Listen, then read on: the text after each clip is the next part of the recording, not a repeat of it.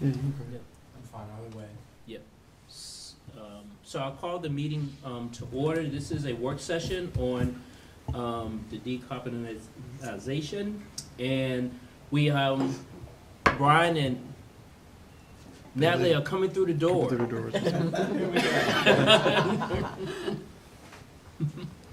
So we'll give them a minute.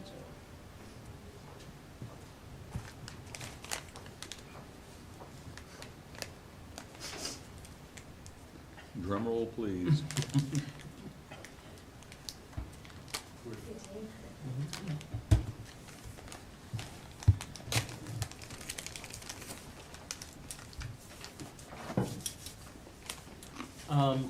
So we're here to have a work session, so we're gonna hear a presentation, and then we'll likely have questions and feedback, and we'll see where we go from there.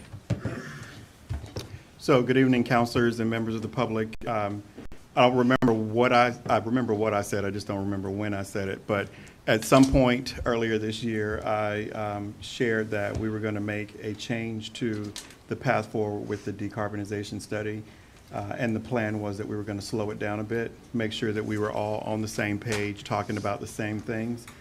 So tonight, the plan is that we will have a presentation from our utilities director, and director of sustainability will also chime in to share some perspective as to where we are, along with our representatives from the consulting firm that we have engaged, Black & Veatch, will also speak to you a little bit tonight. The plan for tonight really is supposed to clear up any confusion, I guess is probably a fair way to try to say what we're doing in this moment. We're going to add some public engagement sessions as well before being able to bring back to you the resolution of this effort at some point later in the year. But I'm going to turn it over to Lauren Hildebrand, Director of Utilities. So good evening, Mayor and Councilors. I'm going to introduce I want to introduce the people that are going to be part of the presentation. I'm Lauren Hildebrand. I'm the Director of Utilities, and we have Crystal Rittervold here, who's the Director with the Office of Sustainability. Eileen Currier is here with Black & Veatch, as well as Hua Fang, who you've seen before. But we're going to give you the presentation tonight in little pieces. But I'm going to start off. First slide, next. The agenda for tonight's presentation is we're going to go over a little background about Charlottesville Gas. The Office of Sustainability is going to give some input. I'm going to go over the decarbonization study and timeline, a little bit about a residential survey that we conducted, legal review, environmental stewardship approach, and then I'm going to turn it over to Black & Veatch, who's going to weigh in on the completion of certain aspects of our study, which is the energy efficiency evaluation and the methane leak assessment, as well as emerging technologies and applications. And then I'll go over the FY25 recommendations. This is intended to be a presentation for council. No action is required for council at this point. It's entirely for information and for clarifying questions that you may have or additional information that you're interested in. Next slide. A little bit about Charlottesville Gas. It's a city-owned gas system. It's one of 3 municipal gas utilities in Virginia. The other 2 are the city of Danville and the city of Richmond. We have had gas operations in this community. We were established in 1876, so almost 150 years. Right. Currently, we serve 21,050 customers, of which 56% are in the city and 44% in the county. We serve the growth areas of Albemarle County. We're a predominantly residential customer base. About 89% are residential customers, and the remainder are commercial and industrial. If you look at the map on the left, this is our service area. Basically, to the northwest, we come in from our gate station, which is generally where we get the gas piped in from. And for Union, it's near Glass House Winery, if you wanted some perspective on where our gate station is. It's on Free Union Road. And 2 parallel pipes come in from the northwest into the central service area. We do have some services off of these parallel pipes that come in the remote area in Earlysville. We then serve to the north up 29. The furthest point we serve is what was formerly the GE plant, but what is now called Emerson. So that's our furthest customer.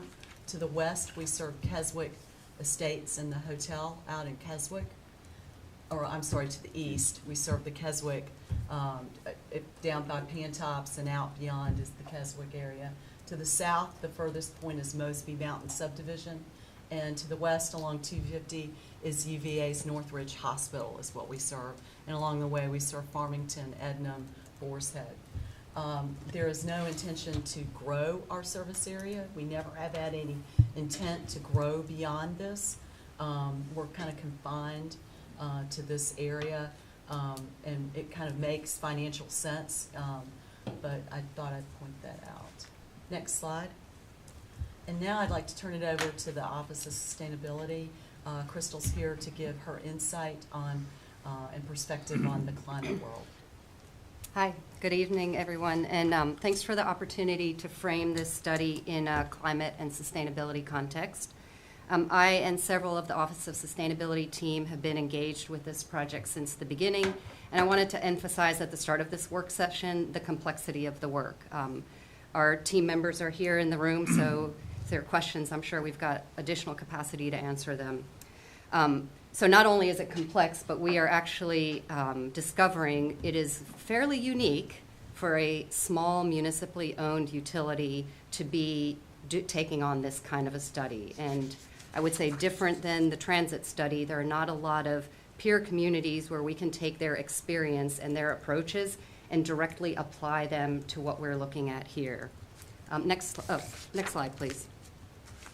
I want to start the conversation with a graphic that presents the global context of the conversation we're having.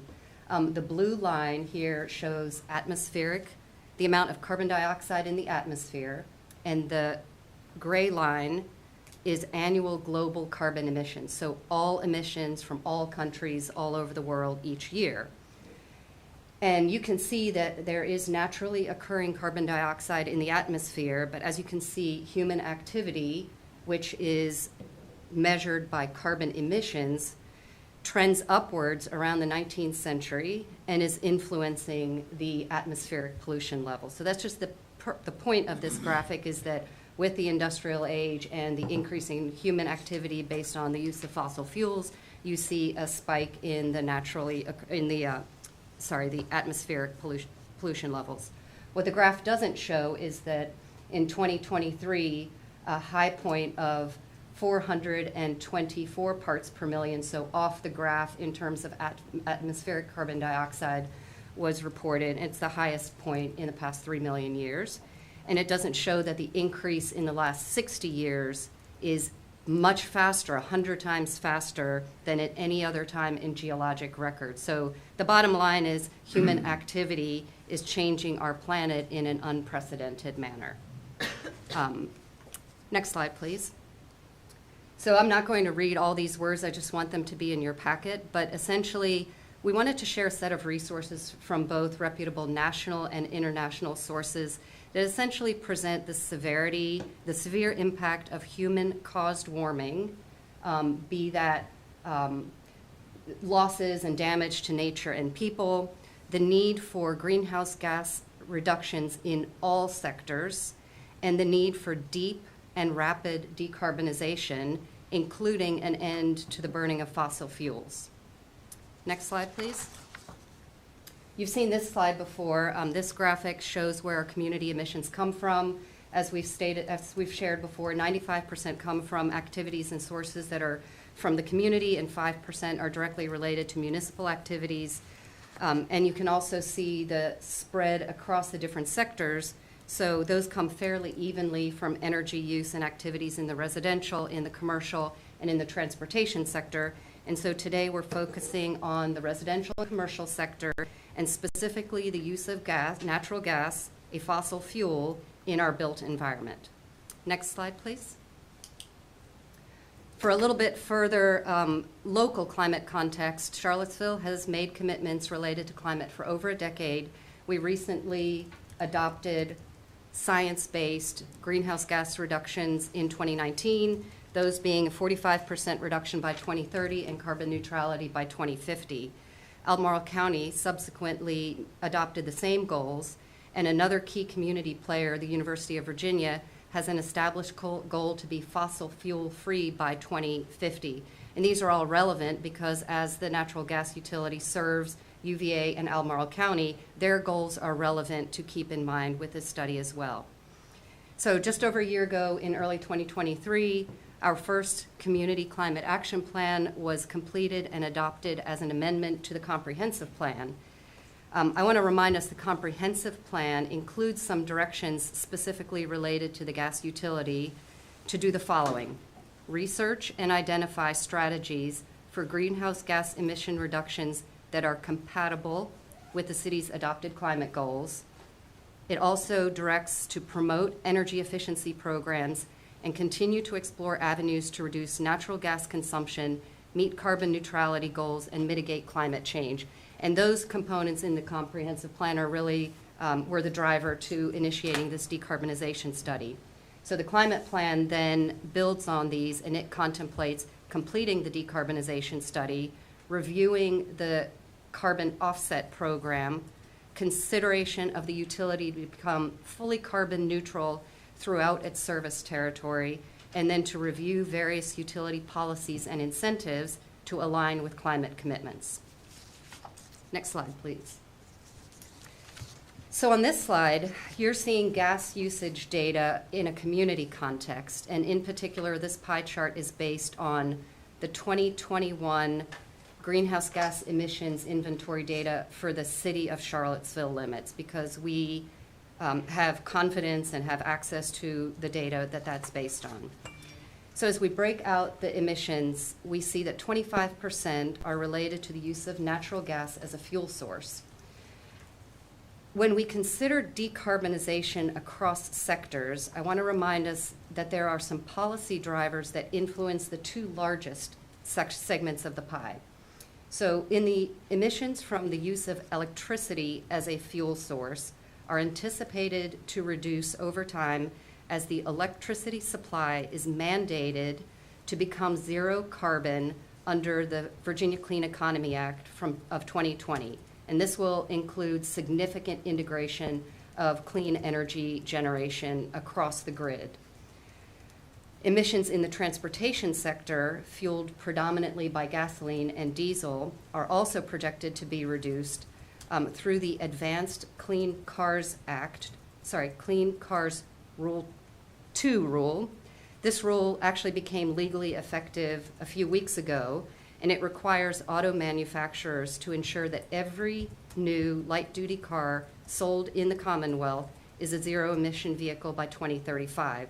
So that rule and the Virginia Clean Economy Act that will transform the carbon footprint of the grid sets Virginia on a path to lower vehicle emissions. So those two areas are sort of, I don't want to say under control, but they are strongly influenced by policy and mandate. So now we look at the natural gas sector of the pie, the last remaining large wedge. Virginia does not currently have any legislation aimed at decarbonizing or reducing the use of natural gas. So there's no mandate. So as such, we locally have recognized this both as a need and an opportunity to tackle a study about decarbonization of this part of the pie as part of our local climate work. Next slide, please. So we have a lot of community members and groups who have been following this for several years, and they have shared their concerns and feedback on a range of topics. And we've gotten that feedback both through the development of the comp plan, through the development of the climate plan, and now through the work being done with this decarbonization study. And as you can see over the past 2+ years, the range of topics covering health concerns, various finance tools that will influence gas usage, various alternate strategies, the elimination of no-cost gas connections, concerns about a shrinking customer base and related implications, concerns about pending disconnection of gas service that people are currently using and relying on, desire for a public component to the study, and then concerns on various levels about the emissions associated with the natural gas industry, broadly and locally. Could I stop you a second? What do you mean by public component to the study? We received comments that they wanted the public to have an opportunity to further be part of the process. So not just the opportunity to listen to a work session, Okay. but the more formalized opportunity to engage and be part of the a transition in the process. I didn't know whether you're talking about process or substance. You're trying to address the public consumption, if this was meant to talk about the Oh, public yeah. consumption, public contributions to the greenhouse gases, but you're talking process more than anything else here. Yes. Okay. Yes, that's a good clarification question. Next slide, please. Our local advocacy group, the Community Climate Collaborative, or C3, recently published a blog series this winter related to Charlottesville Gas and the decarbonization study. They focused on 3 areas. Is Charlottesville on track to decarbonize? What's driving natural gas use and gas leaks in general? This involved a number of data requests of the gas utility. They include a number of points that I would say the project team ourselves have identified, similar points. You'll hear about some of these later in the presentation, and the feedback in general is being taken into consideration through this project. We agree with the comment that was made that this study is an excellent opportunity to compile and create more data, to analyze it meaningfully, and to develop actionable solutions. And I'll be the first to say there has been a lot of data, and there has been a kind of a unique perspective on what this utility is, does, serves, et cetera. They had also previously shared recommendations with us back in the fall of 2022 when we were developing the Climate Action Plan with emphasis on equity concerns and some of the other topics which are similar to points presented in the earlier slide. Next slide, please. So as I mentioned, our office has been involved in the project in various ways, from the development of the request for proposal onward, responding to data that we have in hand, reviewing and commenting on deliverables, doing our own related research, studying and evaluating the strategies that are being explored, participating in the public engagement both to date and planned, and really bringing both that global and local lens to the work. We've learned a lot, and we've asked a lot of questions of the data and of the analysis being done. We continue to emphasize the community's climate goal as being integral to this process. It's fair to say that collectively, we may not have fully understood what this work encompassed, and that the project has raised many questions, some of which are outside of the scope of this initial project and will require subsequent consideration. This is a serious project, and we're taking it seriously. Decarbonizing the systems in our community and that shape our community is hard and complicated work, and we will continue to work with our colleagues across the organization and within the community in a serious and thoughtful way. So we appreciate you taking time today to sit down and think through this with us and to help us do this work. I think with that, I'll turn it over to you, Yeah, Lauren. thank you. Next slide. So we're moving into the decarbonization study and timeline, residential survey, and legal review. Next slide. And I'll just echo what Crystal said. It's this project, I call it a project, right? Because that's how we approach things in utilities, has been very complicated. It is one of the hardest projects I've ever been involved in. I don't know why, but it's just been very hard work, and I echo what Crystal said. But a little bit about the decarbonization study. It's not, I want to emphasize, it's not considered a decommissioning study. Even it's a decarbonization study, even though we took some guidance and input from people that they were interested in a legal review of discontinuing the natural gas distribution operations and new connections. So we did look at that from a legal aspect. The study is evaluating multiple pathways that can decarbonize the natural gas operations. we're looking at energy efficiency and electrification. I will point out those two pathways, they're customer-led actions with very little control by the utility, because it's decisions that customers have to make in order to implement things that affect their household. The other three, carbon offsets, renewable natural gas, and hydrogen, are all within the control of the natural gas utility. And when we look at these pathways, we're looking at the emissions impact while considering equity and the impact to ratepayers. A little about the timeline. Right as this RFP was being issued, we decided to survey residential customers on what they thought about the natural gas utility and the city's sustainability goals. And so we have some information on that to provide for you. We conducted that in November of 2022. We issued the work to Black and Veatch in December of 2022. And then we had the kickoff presentation to council in March of 2023. Since then, we've been working hard to complete certain elements of the study. And now we are working on getting some community engagement by getting input, listening sessions, focus groups set up. And that started in March of 2024.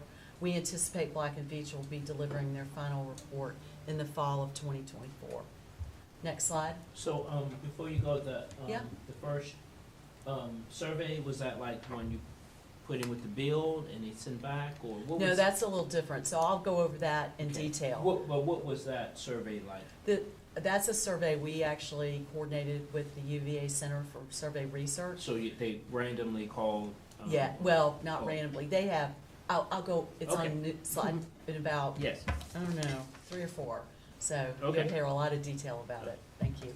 So the decarbonization study has certain elements, and basically what we've completed to date, we've completed the kickoff and the project plan. We've done the review of the regulations, laws, and codes associated with the discontinuing service or issuing a new connection ban. We have finished the energy efficiency evaluation, which Black and Veatch is going to go over. This is comparing energy efficiency programs against our peer groups, and they will give you more detail on that in the presentation. They'll also go over the methane emissions assessment, which is using us against the peer groups, similar utilities, and we've completed that. What's in progress still is the system modeling of the various pathways and completing that work associating with cost. We are also in progress of stakeholder communication and outreach. That is also in progress, and all of this feeds into the final report. Next slide. So I want to thank council and city management for allowing us a little extra time to complete this study, because we realized pretty quickly that we need more input. Even though we completed the residential survey back in November 2022, we have not talked to the businesses that rely on natural gas, and we haven't had any community listening sessions, which we plan to do in the spring and summer of this year. We plan on doing some virtual and in-person. Back in February, during our annual customer satisfaction survey, this was kind of verified. We asked during this annual survey we do, how familiar are you with the Charlottesville Utilities Decarbonization Study? And 84% are not familiar with this study at all. So we knew we needed to take a pause and get some input and listen to people. Next slide. So this is where I'm introducing our residential survey. This was in coordination with the UVA Center for Survey Research, and they have a group of panelists. It's over 1,000 people that they rely on. It's a diverse group of people that take surveys for them. And we wanted them to go into an in-depth survey of our Charlottesville community to understand their views towards natural gas and sustainability goals. And of that 1,000 or so people that they have available, 303 people participated. 49% were in residents of Albemarle County. 51% were Charlottesville residents. the survey results, they do a really good job of analyzing and making sure our questions are objective. And they also take the results and weight them to align more closely with the demographic composition of the local population. Just to let you know, the political composition of the people they surveyed lines pretty well with our community, as you can see in that left table. We also ask what's best describes the status of their primary home. 46% of the people surveyed actually have gas in their home. And I'm just going to give you a few of the questions we asked during this survey. And if people are interested in looking at the complete survey, it is online on their website at this link below. Next slide. So some lessons learned from this survey. We had some conflicting views. We asked of the gas customers, how important is it to have natural gas available to your home? And 96% thought it was important. But we also asked the question, what do they think? Do they think global climate change is a serious problem? And 94% think it's serious. So this shows that, this is probably generally what I feel like probably the nation thinks, the United States. They think, yeah, I want gas in my home, but yet I know climate change is a very serious problem that we got to tackle. Can I just clarify? These two questions were only asked to the current gas customers. This was asked of the people that took the survey. It was only asked to those that have gas. Right. So there were 46% of the people that were surveyed that have gas. Do you mind really quickly just popping back to the last slide for a quick second? Sure.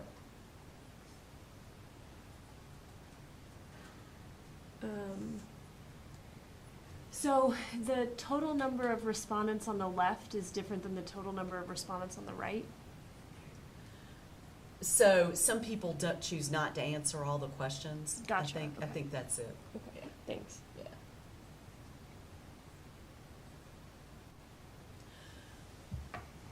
So we also asked questions about whether people are familiar with our existing energy efficiency programs.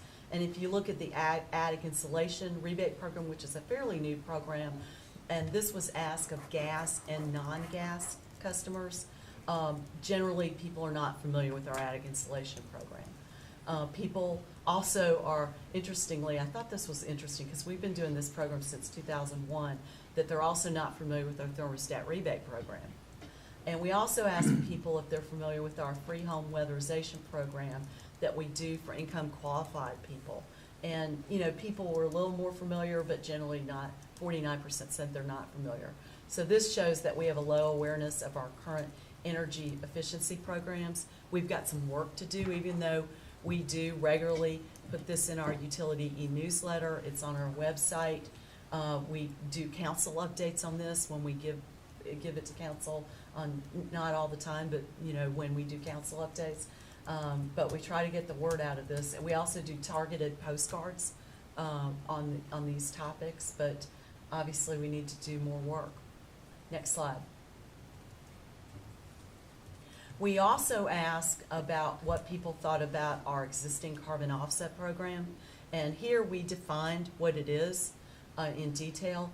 And I will say I'm going to go over a lot about our carbon offset in a later slide. So I'm just going to run through this pretty quickly and then give you more detail on our program on a later slide. But they believe the carbon offset program, generally 83% shows support for our carbon offset program of those that were surveyed. Next slide. We also asked questions about electrification. We asked people how, and this was gas customers only, how likely they would be to convert their gas appliances to electric ones in the next 10 years. And 54% say it's pretty unlikely they'll convert in the next 10 years. And then we asked of these people, what were the barriers associated with converting their appliances to electric? And it's, cost of new appliances. They prefer natural gas appliances. Now here they could pick more than one. Reliability of the electric grid is a concern, price of electricity, the cost of upgrading their home to electric. Next slide. We also asked respondents based on different fuels, natural gas, electric, and propane, how they would rate how efficient they are. The first question was how efficient. So how efficient is natural gas, and how efficient is electric, and how efficient is propane? So this is, just to clarify, this is perception, this is not fact. This is what people think. Okay. That's correct. Thanks. But they think generally and this is to gas and non-gas customers, and they generally think that natural gas is more efficient. And then how reliable it is, they generally think natural gas is more efficient than electric and propane. And what does efficient mean to them? They weren't given any definitions, so this is just how efficient do you think these fuels are? Okay. Yeah. But we just want to know, without giving them a lot of facts, what do they think? Because we want it to be objective. And that's, all during this survey, they would give input to the people that handled this survey for me about, no, that question's too leading.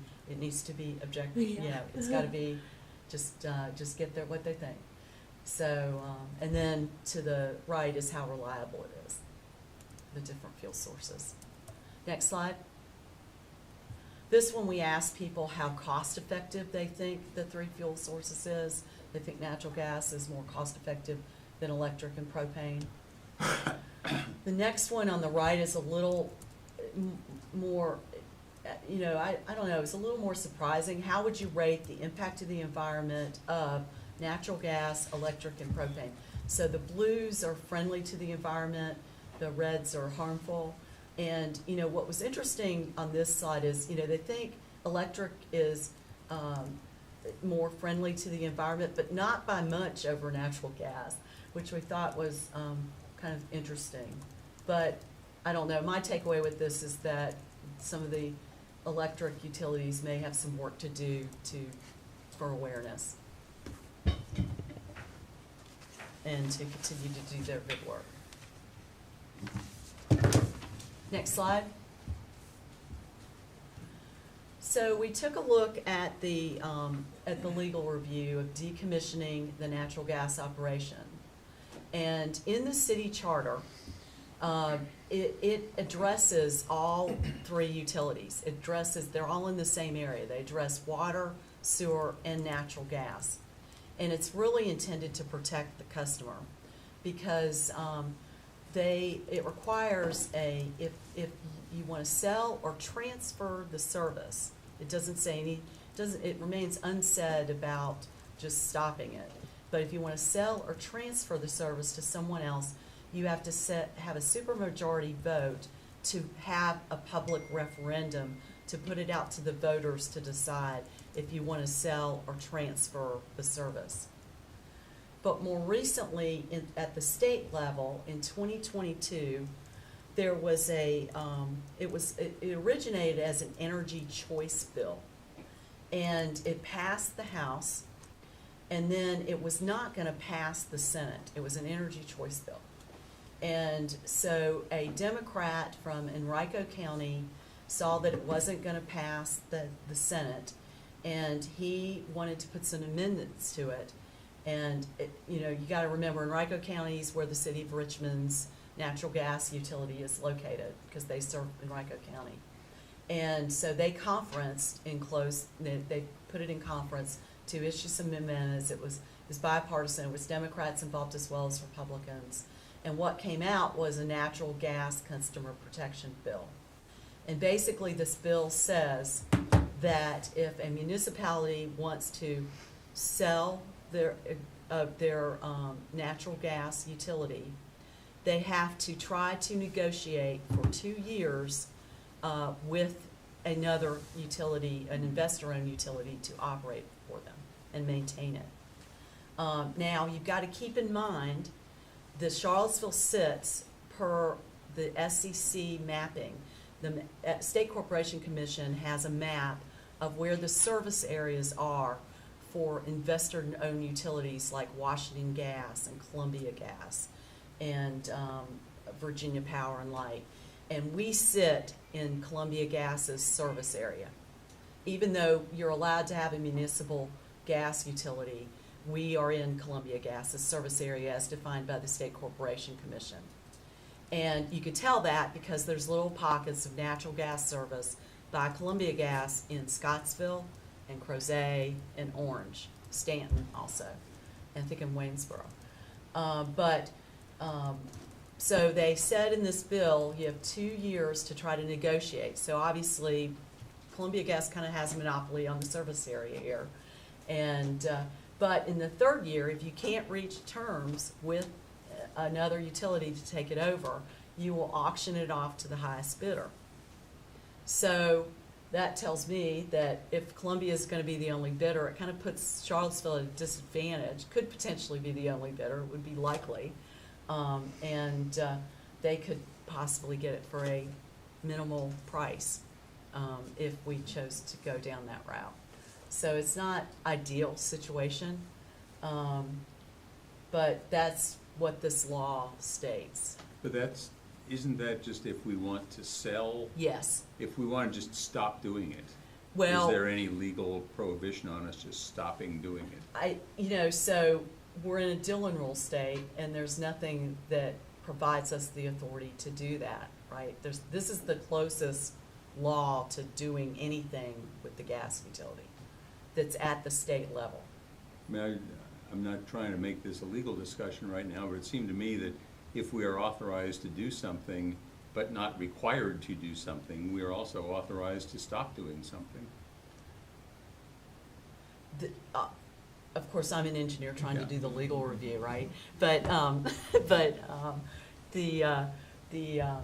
there's really no laws that would, a Dillon rule state, you have to be given that permission to do Yeah. it, and there really is nothing that says you can do that. So, except for this recent law, which is similar but not really telling you can stop it. Because it's really a customer protection bill. I still don't understand that, because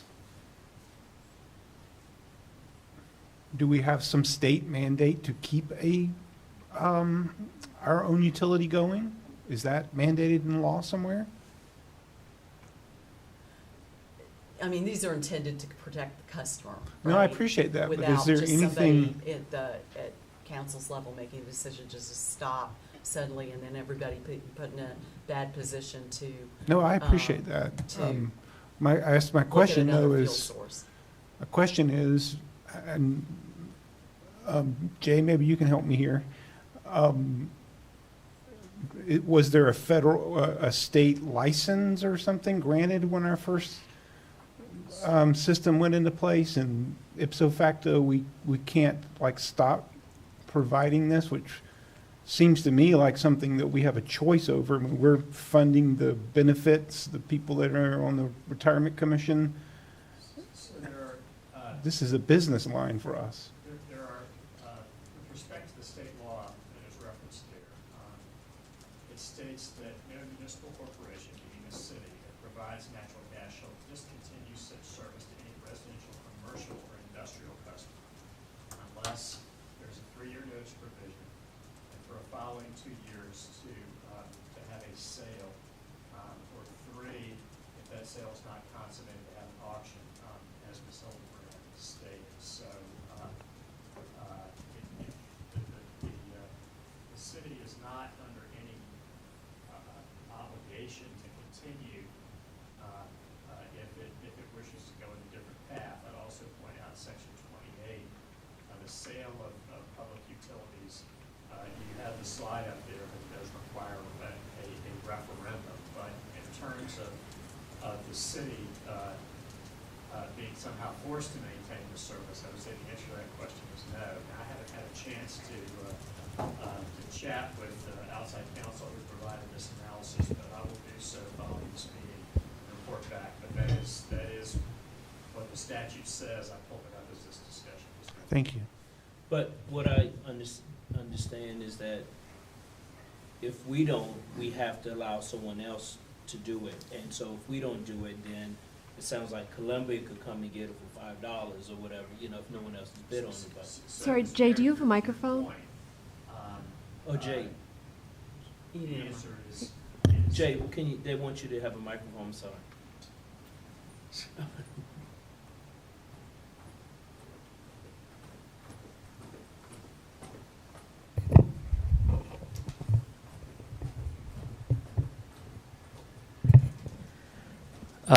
So, Mr. Mayor, to your point, the answer is yes. You just can't say we're going to stop. If you're going to discontinue, let's just put aside for a moment the sale of the public utility, which would require approval by the voters. But under the statute, if you just say we want to stop, then the provisions that Ms. Hildebrand has made reference to are going to kick in. And that is, there has to be an opportunity to sell the system or to put it up for auction. Simply shutting it down without following those two requirements would be a violation of state law. So, so theoretically, the process is 4/5 vote, referendum goes through, then 2 years of negotiating, that falls through, then put it up for auction, and if nobody bids on it, then we can shut it down? If there were no bids, that's unknown under state law. But if there were no bids, I think I'd want to do a little bit more research on that. The law doesn't clearly state, and I would want to do some more research. And I haven't had an opportunity to look at the research that outside counsel has provided as to whether the city would be obligated to maintain if there was no bid. I would say practically, and again, I'll defer to Ms. Hildebrand, if there's an auction and there's an opportunity for a gas utility to acquire the city system or a portion of the city system, it's highly likely that there would be a bid because there would be money to be made. Right, but just for discussion's sake, and then if a entity purchased the municipal gas system, would they be able to decommission it without further review? Well, theoretically, but again, that's highly unlikely Right, because of course, not likely, they but would see just this as theoretically for processes. yeah, they would see this as an opportunity to acquire additional customers, perhaps at a bargain rate, perhaps not. We don't know that, but because they're in the business of providing of selling gas, it is reasonable to anticipate that they would continue doing so. Of course, thank you. And I'll just say, since we happen to be discussing it, to my knowledge, there hasn't really been much, if any, discussion about just decommissioning the utility. And I'm really only interested in the conversation about new connections and disincentivizing those or transitioning the business model of the utility on a longer-term time horizon. I really have no interest in exploring decommissioning the utility, which I think it's clear would play out like a lot of water utilities that got privatized, where rates are jacked up and the service gets worse, and we don't even make an impact on natural gas usage. So I'll just say that's In that scenario, is decommissioning the same, interchangeable with selling, or is decommissioning shutting down? I think they would practically, I mean, I think at the moment they're interchangeable. If they're customers that are using natural gas and want to continue using it, then we would have to decommission to say, we're just shutting down your service. That's my interpretation of what I'm hearing. Yeah. I'm using shutting down, decommissioning the same. Okay, and then sale is different. No, well, yes, sale is different. Okay. Sale is different, right, Yeah, that's how I was reading it Right. as well. yeah, that's correct. So moving to the natural gas new connection ban, the current city code states that we will provide 150 feet of gas line, service line for a qualifying appliance, and it must be approved by the gas superintendent to be financially feasible. So there's a lot of gray in that, and a process was set up a long time ago to align with city code that qualifying appliances are heating or water heating. Non-qualifying in other words, they have quite a bit of consumption of natural gas, so the revenues that we get from that, it makes it financially feasible to run a service line. But what was set up years ago is that the 150 feet equates to a 4.5-year payback on basically the revenues that we would see.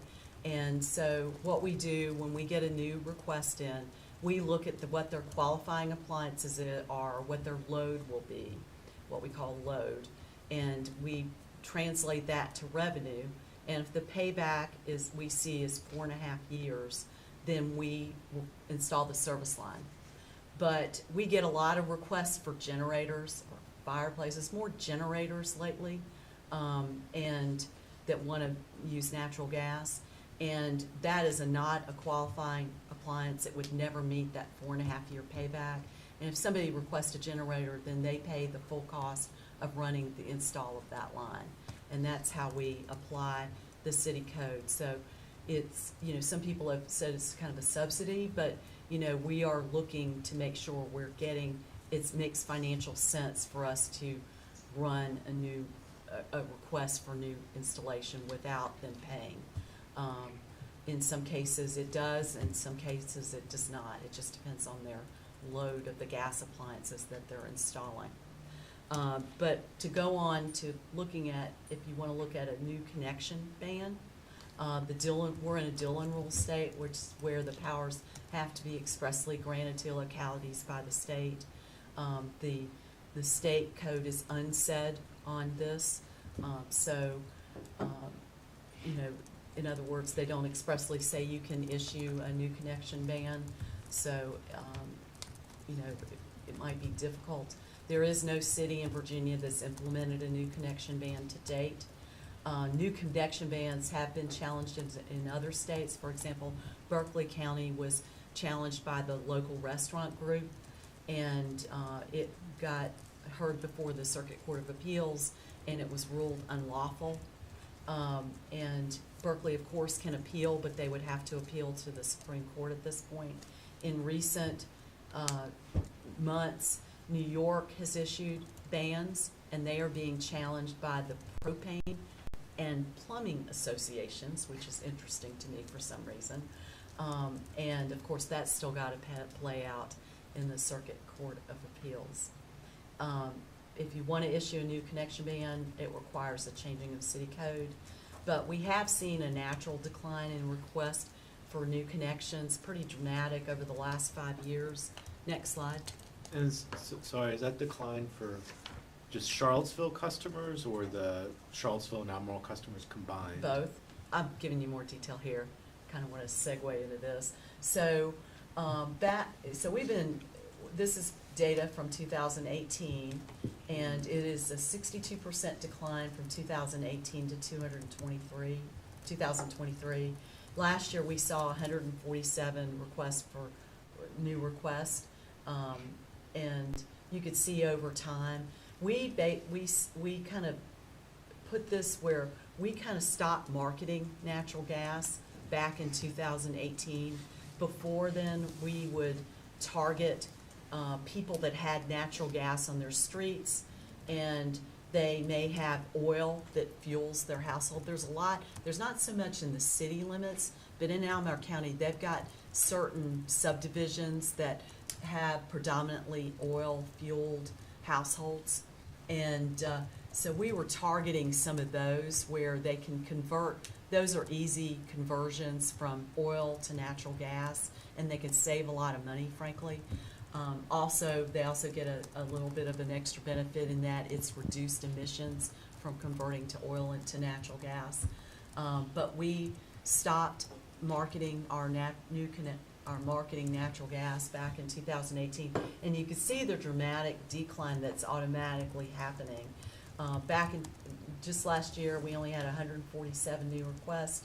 Of those new requests, 133 were in the county, 14 were in the city. Of the 14, 6 requests in the city, 6 were for commercial customers. 1 was for an existing residential customer that wanted to provide new service for a pool heater, and then 7 for new homes. None of them were heating loads. they were for tankless water heaters, fireplaces, ranges, or generators.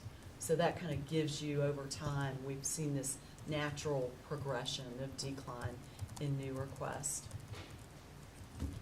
Next slide. Is there data somewhere that shows this in context of new construction in general? Like, theoretically, like maybe, you know, there were 7 new homes, but there were only 7 new homes, so it was 100% of new homes requested, versus if there were 35 new homes and it was only 7, then We've got it's that a different data percentage. that we could put together. Okay. Yeah. I mean, the new homes are predominantly in the county, you know, with new subdivisions, because there's a lot more infill here.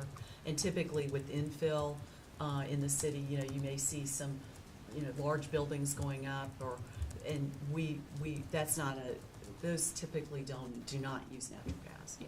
Yeah. Also want to go over what we're doing as far as environmental stewardship approach within the gas utility. Next slide. We've got current programs, and you've seen this slide before during rate setting, when we set our rates, but we have tried to instigate carbon emissions reduction initiatives, carbon capture program, and carbon offsets. Next slide. A little more detail on our carbon emission reduction initiatives. We offer a programmable thermostat rebate of $100. To date, since 2001, we've given, you know, the people have taken advantage of about 2,300 rebates have been redeemed with a utility investment of about $206,000. We also have a rebate for tankless hot water heaters because they're more efficient than regular gas hot water heaters. We offer a $200 rebate. So far, since 2015, we've given 122 rebates for an investment of $24,000. And in recent years, we developed an attic insulation rebate, and we give $300 if people are installing additional insulation in their homes. And to date, we've given 48 rebates for a utility investment of about $13,000. And we also have our Charlottesville Gas Energy Efficiency Program, which is for income qualified gas customers. They can own their homes or rent their homes. And it's in partnership with LEAP. LEAP does all the work with the assessments and really the work that's involved with the household. And then Charlottesville Utilities actually markets this program. And so far to date, we've had 179 participants. We can tell based on their gas consumption during winter months, on the average, our participants for that household, we've seen a 20% reduction in their gas consumption, and we've invested $221,000. Next slide. We also have a carbon capture program with our energy saving tree giveaway, and we just had our tree giveaway this past weekend, so we have a lot of happy people in the city that just got free trees. They're getting ready to plant them. But this is results for the last 2 years. This is our 3rd annual tree giveaway. We've given, in the last 2 years, 450 trees. Recently, this past weekend, we gave 250 trees away. And these are numbers that are projected for 20 years from the Arbor Day Foundation. We coordinate with them, and they project that with these 450 trees that are planted, that we will avoid a little over 1.3 million pounds sequestered or avoided carbon. Now, we kind of coordinate with them because they've got a cool website that when people want a free tree, they can go on this website and they can position the tree on their parcel, and based on the position, they can tell where it will be the most energy efficient for their household. So for protection from providing shade or protection from winds, and so they can position it. We also take it as an opportunity that they can protect the utilities. So we promote safe utility digging practices by calling 811 during this process, because we want people not to hit utilities with their shovels. And so it kind of serves twofold. But I will say, people that work this event, their staff, say these are the happiest people getting these trees. We open up the website about a couple weeks earlier to, select the trees. We coordinate with parks to pick the variety, the parks arborist to pick the variety of the species that works well here in Virginia. And then people can get online and pick their tree and where they want to place it. And within 48 hours, most of the trees are gone. So there is a high demand for this kind of service. So, but people come through the line, they're just so happy. And are We these still like talk trees about it. people can take home, or are they trees that you have somewhere and set already for them to go plant it? So they get delivered to the yard, and they come. Last Friday afternoon, we had a 2-hour window, and they just come and they pick up their tree and they put it in their car and they take it home to plant it. Okay, they can do it. So Yeah, they can plant do all of it. Okay, They cool. plant it. Yep, wherever they want it. So, next slide. So we do a lot locally, but we wanted to do more. And I know we have gotten some criticism about, well, why don't we do more locally? But we figured at the time we're doing a lot locally with our carbon, our energy efficiency programs, our energy saving tree program that's been developed, but we felt like we could do more. And so we presented the idea during the rate report process in June of 2021 that we were interested in buying carbon offsets from our supplier because we wanted to look at doing more.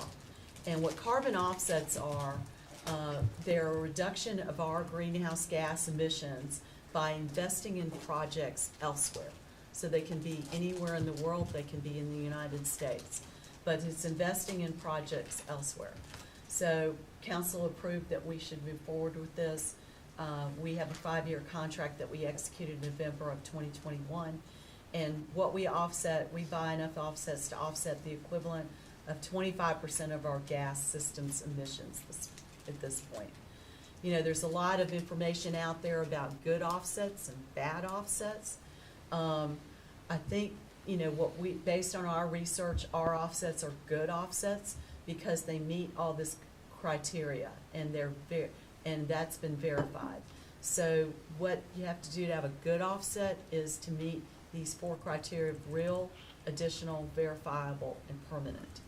And, based on our research, these are good offsets. Some of the projects that our monies have been invested in is sustainable forest management in Tennessee and the installation of solar energy power plants in India. So, And I've got one more thing. I will say we were one of the first municipal utilities in the country to invest in offsets. yeah, so I don't even mean it as a criticism. I'm curious if it's been explored or considered feasible, whether there could be local offsets. I'm not even saying that would necessarily be the right direction to go, but it obviously opens up opportunities for partnerships with existing partners like LEAP that have, I think, some synergy and kind of directly visible positive local impacts. Did you want to talk about that, Crystal? Well, I think that there's a lot of interest in seeing how we could, it's a little bit like water quality, whether you buy credits or whether you do the improvement locally. We would have to have a really rigorous process to set up a project that meets those criteria.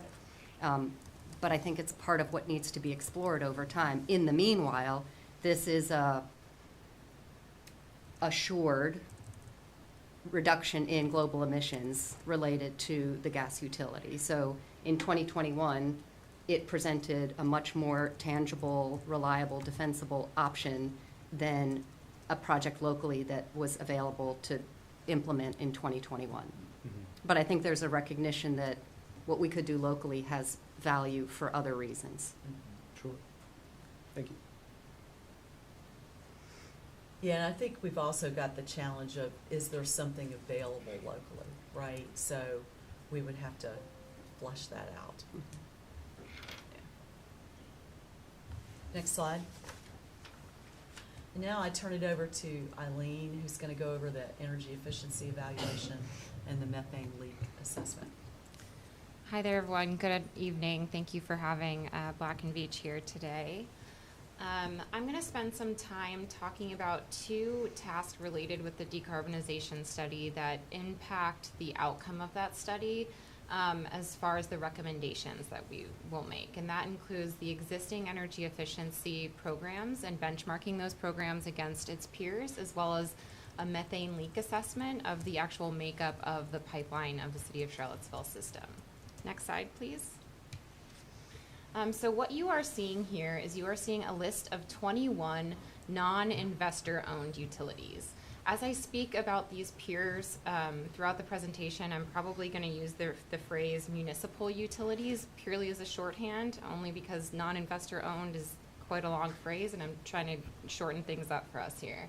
But we selected 21 similarly sized municipal gas utilities in the Mid and South Atlantic. You will see a green asterisk next to some of the utility names. That indicates that those utilities offer both gas and electric service, which will be important as we move forward with this conversation. You're also seeing that we define the peer group sizes by miles of distribution mains and number of services. The way to think about this is almost like a tree. So if you think about the branches are the distribution mains and the services are the leaves. So that's kind of the analogy I would make here to have this make sense. What you're seeing is that from the miles of distribution mains, the City of Charlottesville is a little bit on the smaller end, but it's very dense. And so there are quite a bit of number of services, so quite a bit of dense per branch as it relates to its peers. So you'll see a few representatives here. You'll see a few different municipal utilities from Tennessee, Florida, Virginia, North Carolina, South Carolina, Georgia, etc. And the purpose of this peer group is really to compare the energy efficiency programs that these peers are participating in and hosting in their utilities, as well as this is the same peer group that will be used for the methane assessment. Next slide, please. All right, and so if we take a look at this slide, this is the same peer group, but what this is actually showing is a comparison of all of the different rebates that are offered by this peer group utilities. Anything in dark blue, the dark blue circle there with the check in it, shows that it is a gas-only incentive or rebate. Anything with a light blue indicates that it is a gas and electric rebate. And anything with just a green circle indicates that it is an electric incentive only. You will see that there's quite a few blanks. So as an example, I think it says the Greater Dickinson, this third one down, does not offer any rebates. So that's intentional that it is left blank. And so what you will also see here is that there's many different incentives that are offered. We're going to describe, as it relates to in the next slide here, what the gas-specific incentives look like. Next slide, please. Okay, so this slide here, we are looking at the gas-only utilities. So earlier I had mentioned that anything with an asterisk next to it indicates that they offer both gas and electric service. This is just taking the segment of utilities that are only gas providing utilities. And so what you are seeing here is a list of all of the gas rebates that they offer. The key takeaways here when we're looking at this is there's quite a bit of focus on increasing natural gas usage via conversion from other fuels. And so one or several places where this is a little bit more obvious is as it relates to water heating, Lake Apopka, I think is how we say it. They actually offer more money, more rebate dollars for customers that are switching from a different fuel, so electric to gas or propane to gas. What is unique here is that the City of Charlottesville is one of the only utilities that actually offers energy efficiency rebates that actually reduce the consumption of gas. So if we look at the intent of a programmable thermostat, for example, the intent of a programmable thermostat is to reduce your energy usage, as is building envelope incentives. So you'll see that, Clinton Newberry, they offer a building envelope incentive, and there's some different incentives here that really kind of show that the City of Charlottesville is one of the only ones that focuses on reduction of natural gas specifically. Can I ask a question then? So does that mean Sure. that Clinton Newberry Natural Gas will give you $100 if you get rid of attic insulation? No, that means they will give you $100 towards building envelope adjustments. So that could be things like ductwork. They'll give you $100 towards that work. I guess what I'm trying to understand is a positive number here means that less energy is being used. A positive number, it means the money that the end user is receiving. It doesn't necessarily mean that more energy is being used.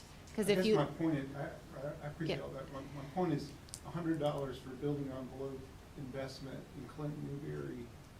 That $100 is to pay a person back for insulation or something like that. Or adding it. Which would reduce overall gas usage or whatever. Correct. Okay. Yep. All right, thank you.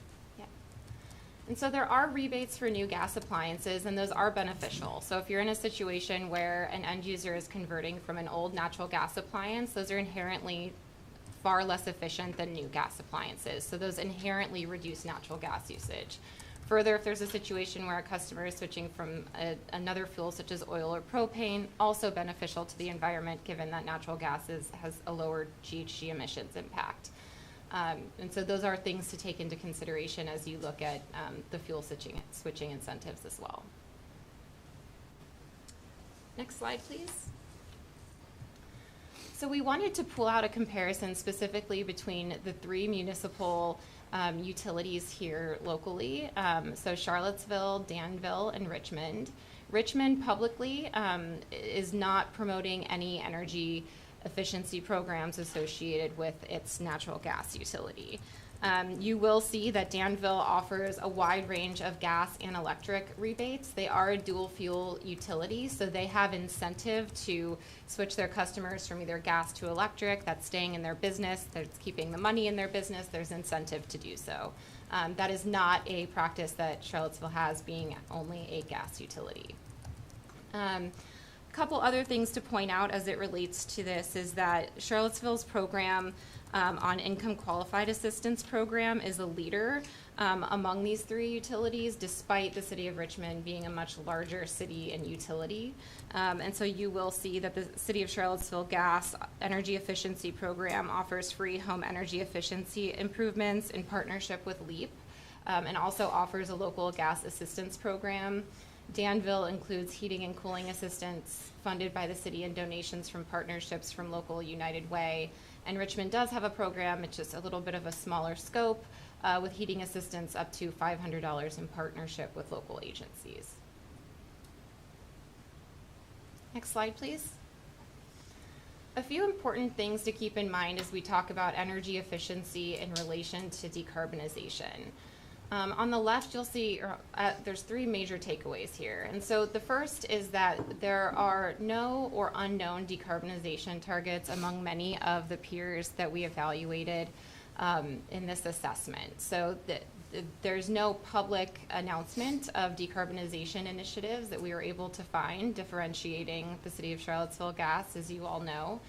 We've identified that Charlottesville is the only gas utility in the peer group pursuing a gas utility decarbonization initiative. And further, the city of Charlottesville Gas is the only one that we were able to identify that actually publishes the energy program metrics and results. It's incredibly difficult to measure the impact of these programs, and the city of Charlottesville was the only municipal utility in the peer group that did so. In the natural gas utilities, the emphasis still remains on natural gas usage. So as I implied earlier, there are many rebates that offer fuel switching from other fuels to natural gas, and those are often higher than if it's a natural gas to natural gas switch. And very few utilities, only two other than the city of Charlottesville, actually offer energy savings tips to reduce gas usage. So if you just go on these municipal utility websites, very few actually offer tips of how to reduce your usage. And the third key takeaway is that dual fuel utilities really have an advantage in efficiency solutions. And that is because encouraging electrification and switching from natural gas to electric use still supports their business model, as they offer both electric and gas service. Next slide, please. So as a result of our energy efficiency evaluation, we've made 4 high-level recommendations that the city of Charlottesville should consider and continue to do. The first is to adjust high-efficiency appliance rebate programs to encourage high-efficiency natural gas appliance technologies. And so really the key takeaway here is to remove any incentives for electric to gas switching. So encouraging customers that if they're already on natural gas, or already on electric, that not offer a rebate to switch to natural gas.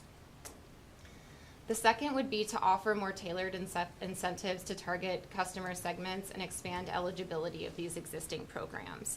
And so really that means to expand custom rebate options to residential and customer segments. If we look at some of the most successful large energy efficiency programs of investor-owned utilities across the country, some of the most successful programs that they have are these custom programs. And we really encourage the utility to consider expanding those, including multifamily energy efficiency programs. A vehicle in which this can be very successful is through expanding partnerships with local organizations. So whether that be in expanding a partnership with LEAP or another local organization that can enable the municipal utility to do so. The third is to utilize lessons learned from large utilities in marketing and stakeholder engagement. This gets to my earlier comment that there's very little data on the success of municipal energy efficiency programs, but there's a lot more data on the success of investor-owned utilities. They do a lot of marketing and customer engagement in these programs, and we do encourage that the city evaluate ways to expand its marketing efforts and advertising periods to engage customers and provide custom insights to understand how energy efficiency can help them reduce their natural gas usage. The fourth is to consider expanding building envelope incentives and evaluate oil to propane gas incentives. Specifically, this looks at expanding incentives that further increase building efficiency, such as ductwork and other insulation rebates that would reduce the total energy demand of the home, which would have a positive impact on if they're both electric and gas customers, but most certainly would have an impact on their natural gas usage if they're primarily natural gas user. In addition to the recommendations around efficiency, did you see any opportunities to accelerate programs, not just around efficiency, but electrification as part of the utilities work? So as it relates to electrification, what we focused on was encouraging that the existing natural gas customers reduce their natural gas usage. Given that the city of Charlottesville is not a dual fuel utility,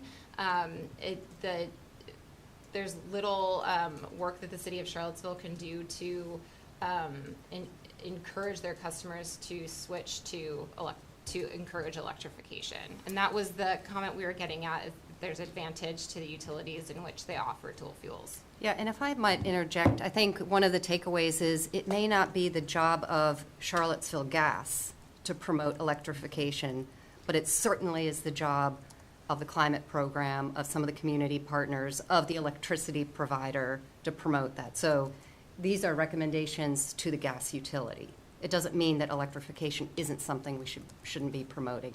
Mm-hmm. Yeah, that's correct. And I may be jumping ahead in the conversation, so if so, just tell me so and we can move on. But I'm curious, you had mentioned Danville was a dual fuel utility. I'm curious, what, if anything, would it take for our natural gas utility to kind of diversify its business model and look at electrification, community solar, things like that? I know that's a much bigger thing, but.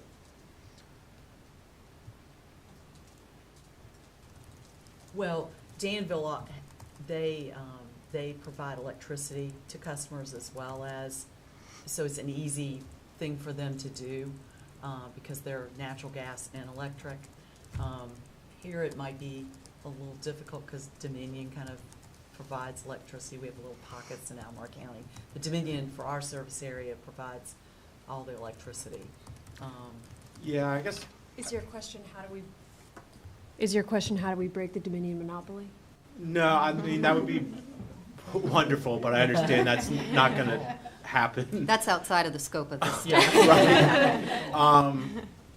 Yeah, I mean, I guess when I say diversify the business model, and perhaps there just isn't a clear role for the utility to be slotted into it, but like, is there any useful function as a municipal utility in, granted that we're not like Danville, still getting directly involved in incentivizing electrification around appliances, community solar programs? I mean, I don't know, maybe there's not a role for it to slot into that, but in my mind, like thinking 20, 30 years down the road as the natural gas base like reduces, I just wonder if there's any opportunity there. And if so, what that would look like.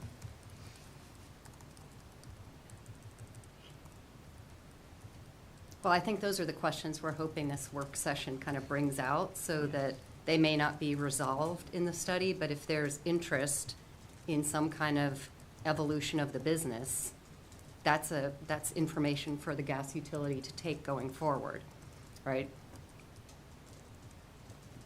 Because council could also say, do not look at doing anything other than what you are doing today, and that would be a very specific direction. And so, that, again, as I said, there's a lot of questions this project has raised, and some of the things you all are bringing up are those questions that we will have to figure out. What is the next consideration of the future of gas, the future of Charlottesville gas, the future of fossil fuels in this community? There's a lot of questions.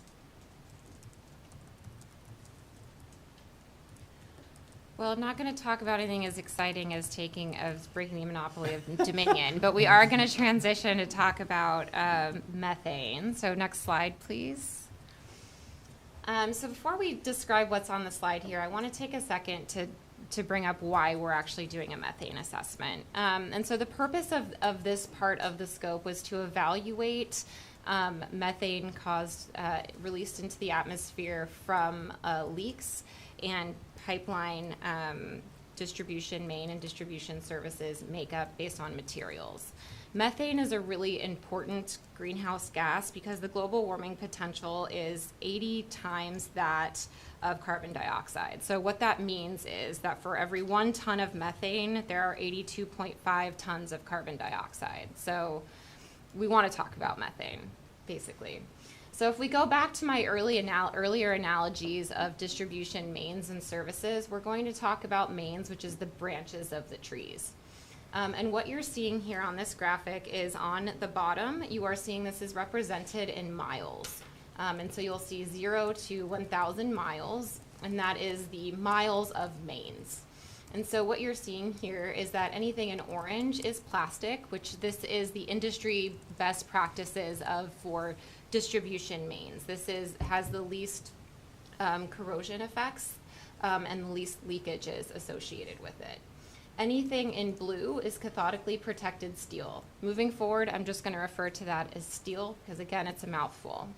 All other materials is represented in yellow. That might be iron and some other different materials. What you will see here is that the city of Charlottesville is towards the top of the distribution between plastic and cathodically protected steel. So as I said, plastic is a really good thing. That is the industry standard. Next slide, please. Now, if we look at the same makeup of distribution services, so now we're talking about the leaves on the tree.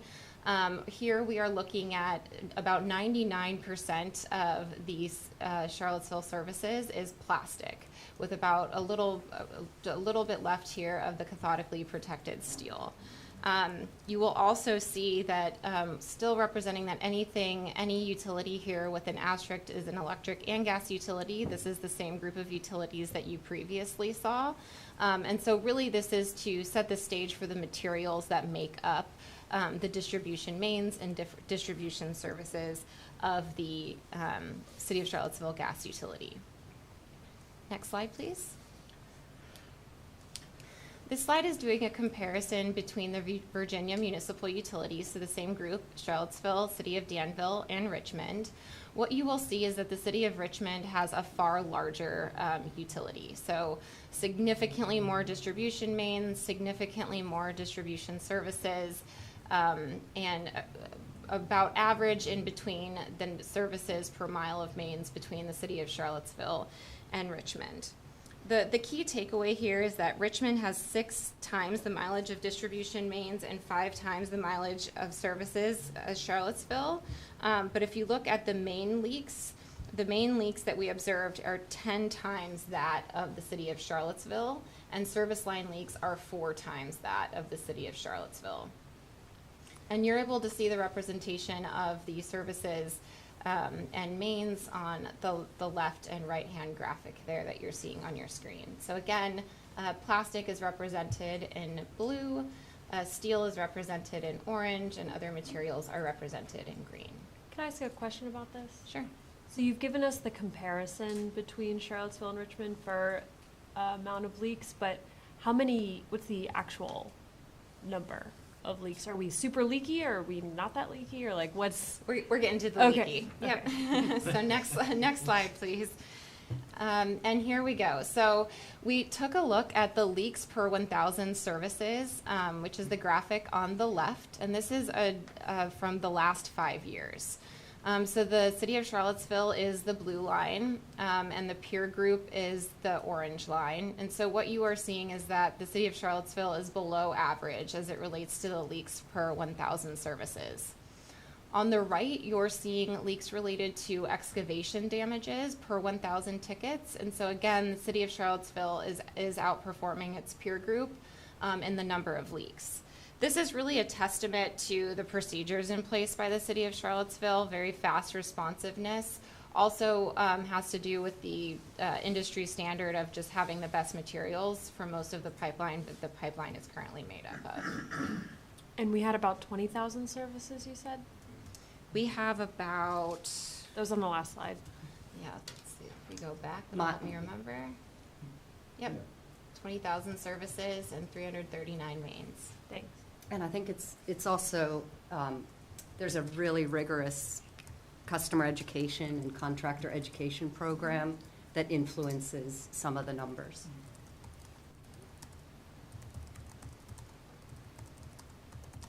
We're going to look at some total system emission leaks if we go to the next slide. So the second part of this methane assessment is looking at the estimated methane emissions based on pipeline inventory. Given that methane is not measured and leaking are not measured as they happen, this is a proxy from the federal government of how you actually measure the leaks expected on the system. So using this available information, we estimated the total system emissions for all of the peer group utilities. And so what you see is that City of Charlottesville is about 1,600 metric tons of CO2e. And you'll see the metric tons are on the x-axis on the bottom. The average of the peer group is about 2,300. And so City of Charlottesville is quite far below the peer group. And again, this is when you are looking at based on the pipeline inventory that we discussed earlier. Next slide, please. Wait, sorry. Sure. Can I ask a question about the scale? So the scale is in CO2, but we're talking about methane? This is metric tons of CO2. Yep, converted from methane. Okay. And this is just to add detail, this is from PHMSA, which is an EPA's recommendation for how you apply this. And so we use EPA and PHMSA recommendations for calculating all of this information. Okay, thanks. Now if we look at methane emissions by services, so on the bottom what you will see is metric tons of CO2 emissions per 1,000 services of customers. And so you will also see that the city of Charlottesville performs very well here.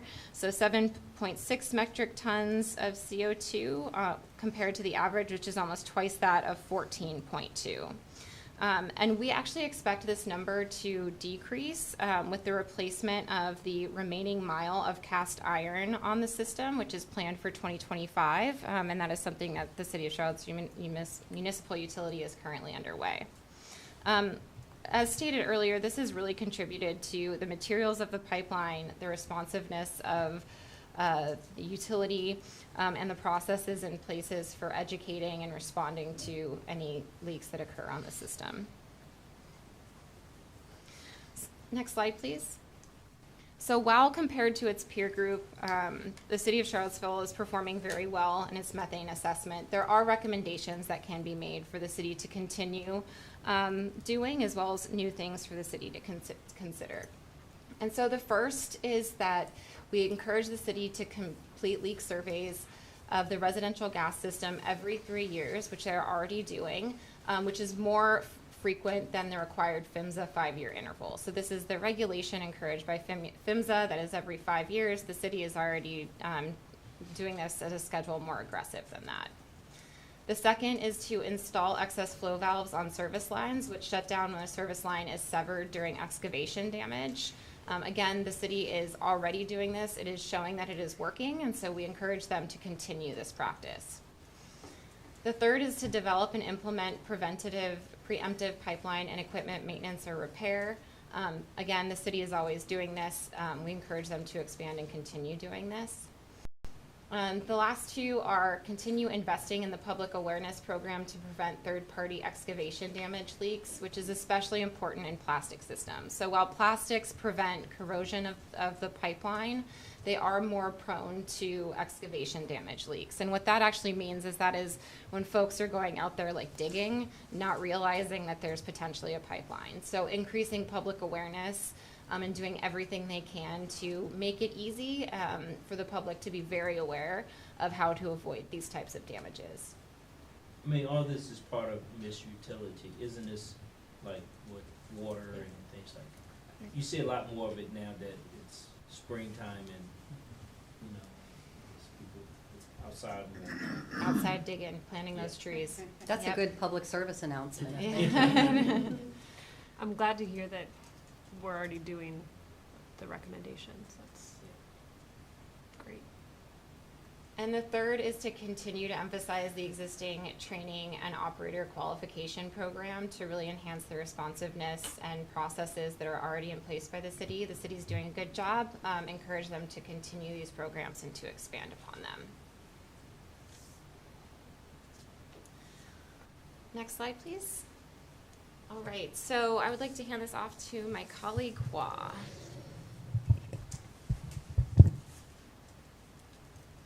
So I think in the next few slides, we're going to talk a little bit about the alternative decarbonization technologies that can use the existing natural gas transportation and distribution system that the city has already in place, but provide a low carbon footprint compared to the kind of traditional natural gas that's being serviced here.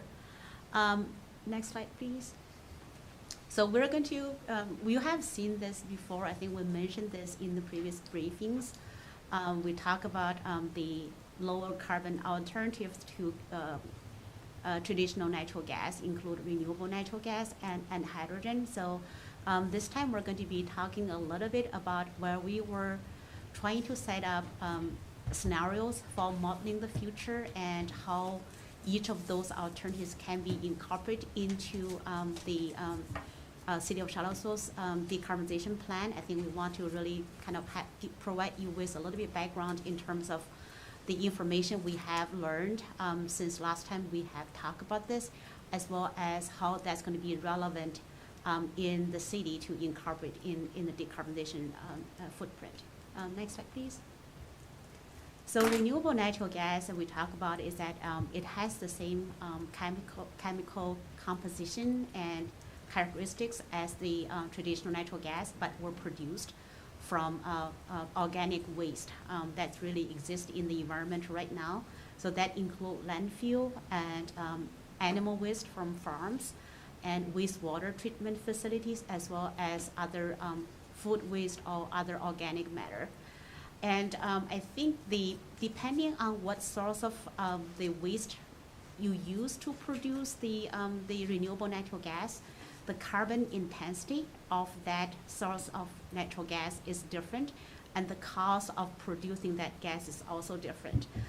However, if you look into the carbon intensity of those renewable natural gas, so for example, some of them will actually provide what we call the carbon negative source of supply, source of fuel, that including if you are using animal manure to produce that, and I think that really allows you to have a carbon negative supply of to natural gas, alternative to traditional natural gas. And I think then the cost of production also varies depending on the source of production from what sources you are using to produce renewable natural gas, and it also depends on the technology being used there. So right now, renewable natural gas is not a new technology. It's being used, commercialized in commercial terms. But I think the limitation is that right now it doesn't have a very wide kind of percentage of gas supplies, just because the supply of that renewable natural gas is relatively limited. And also the cost compared to traditional natural gas that's really produced from fossil resources in one of the kind of the production basins is much higher.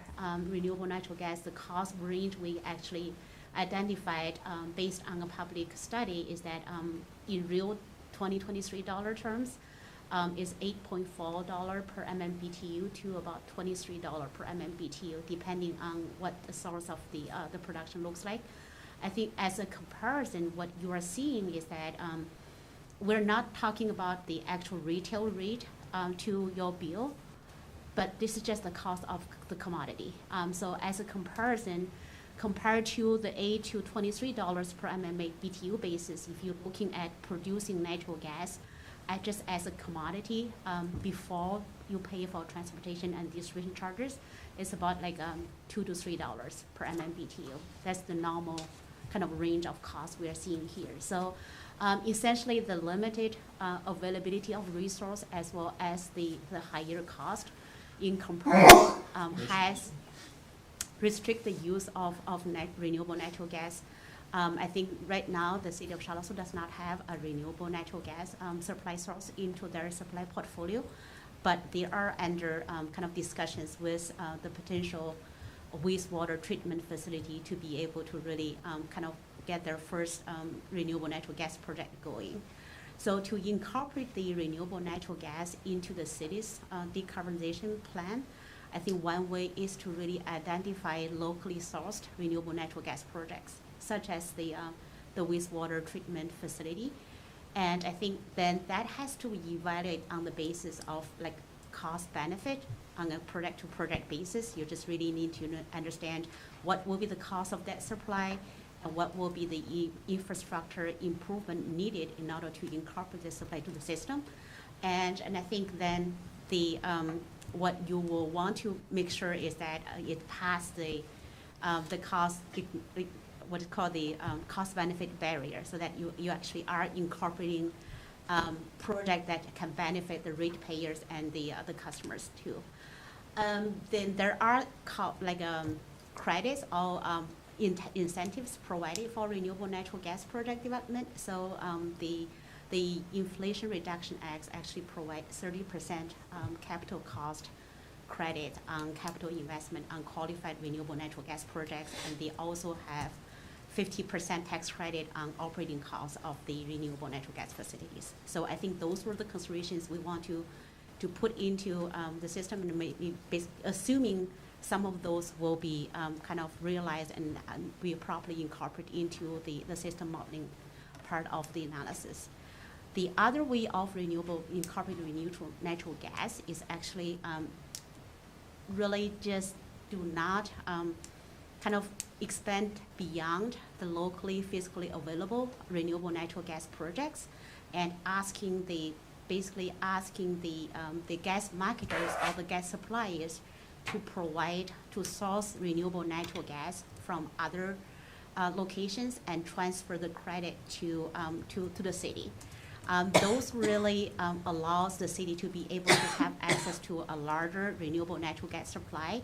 But I think, again, with as similar to carbon credits, it actually has maybe has some, making sure that it needs to be verified, and I think then the credits needs to be real. Next slide, please.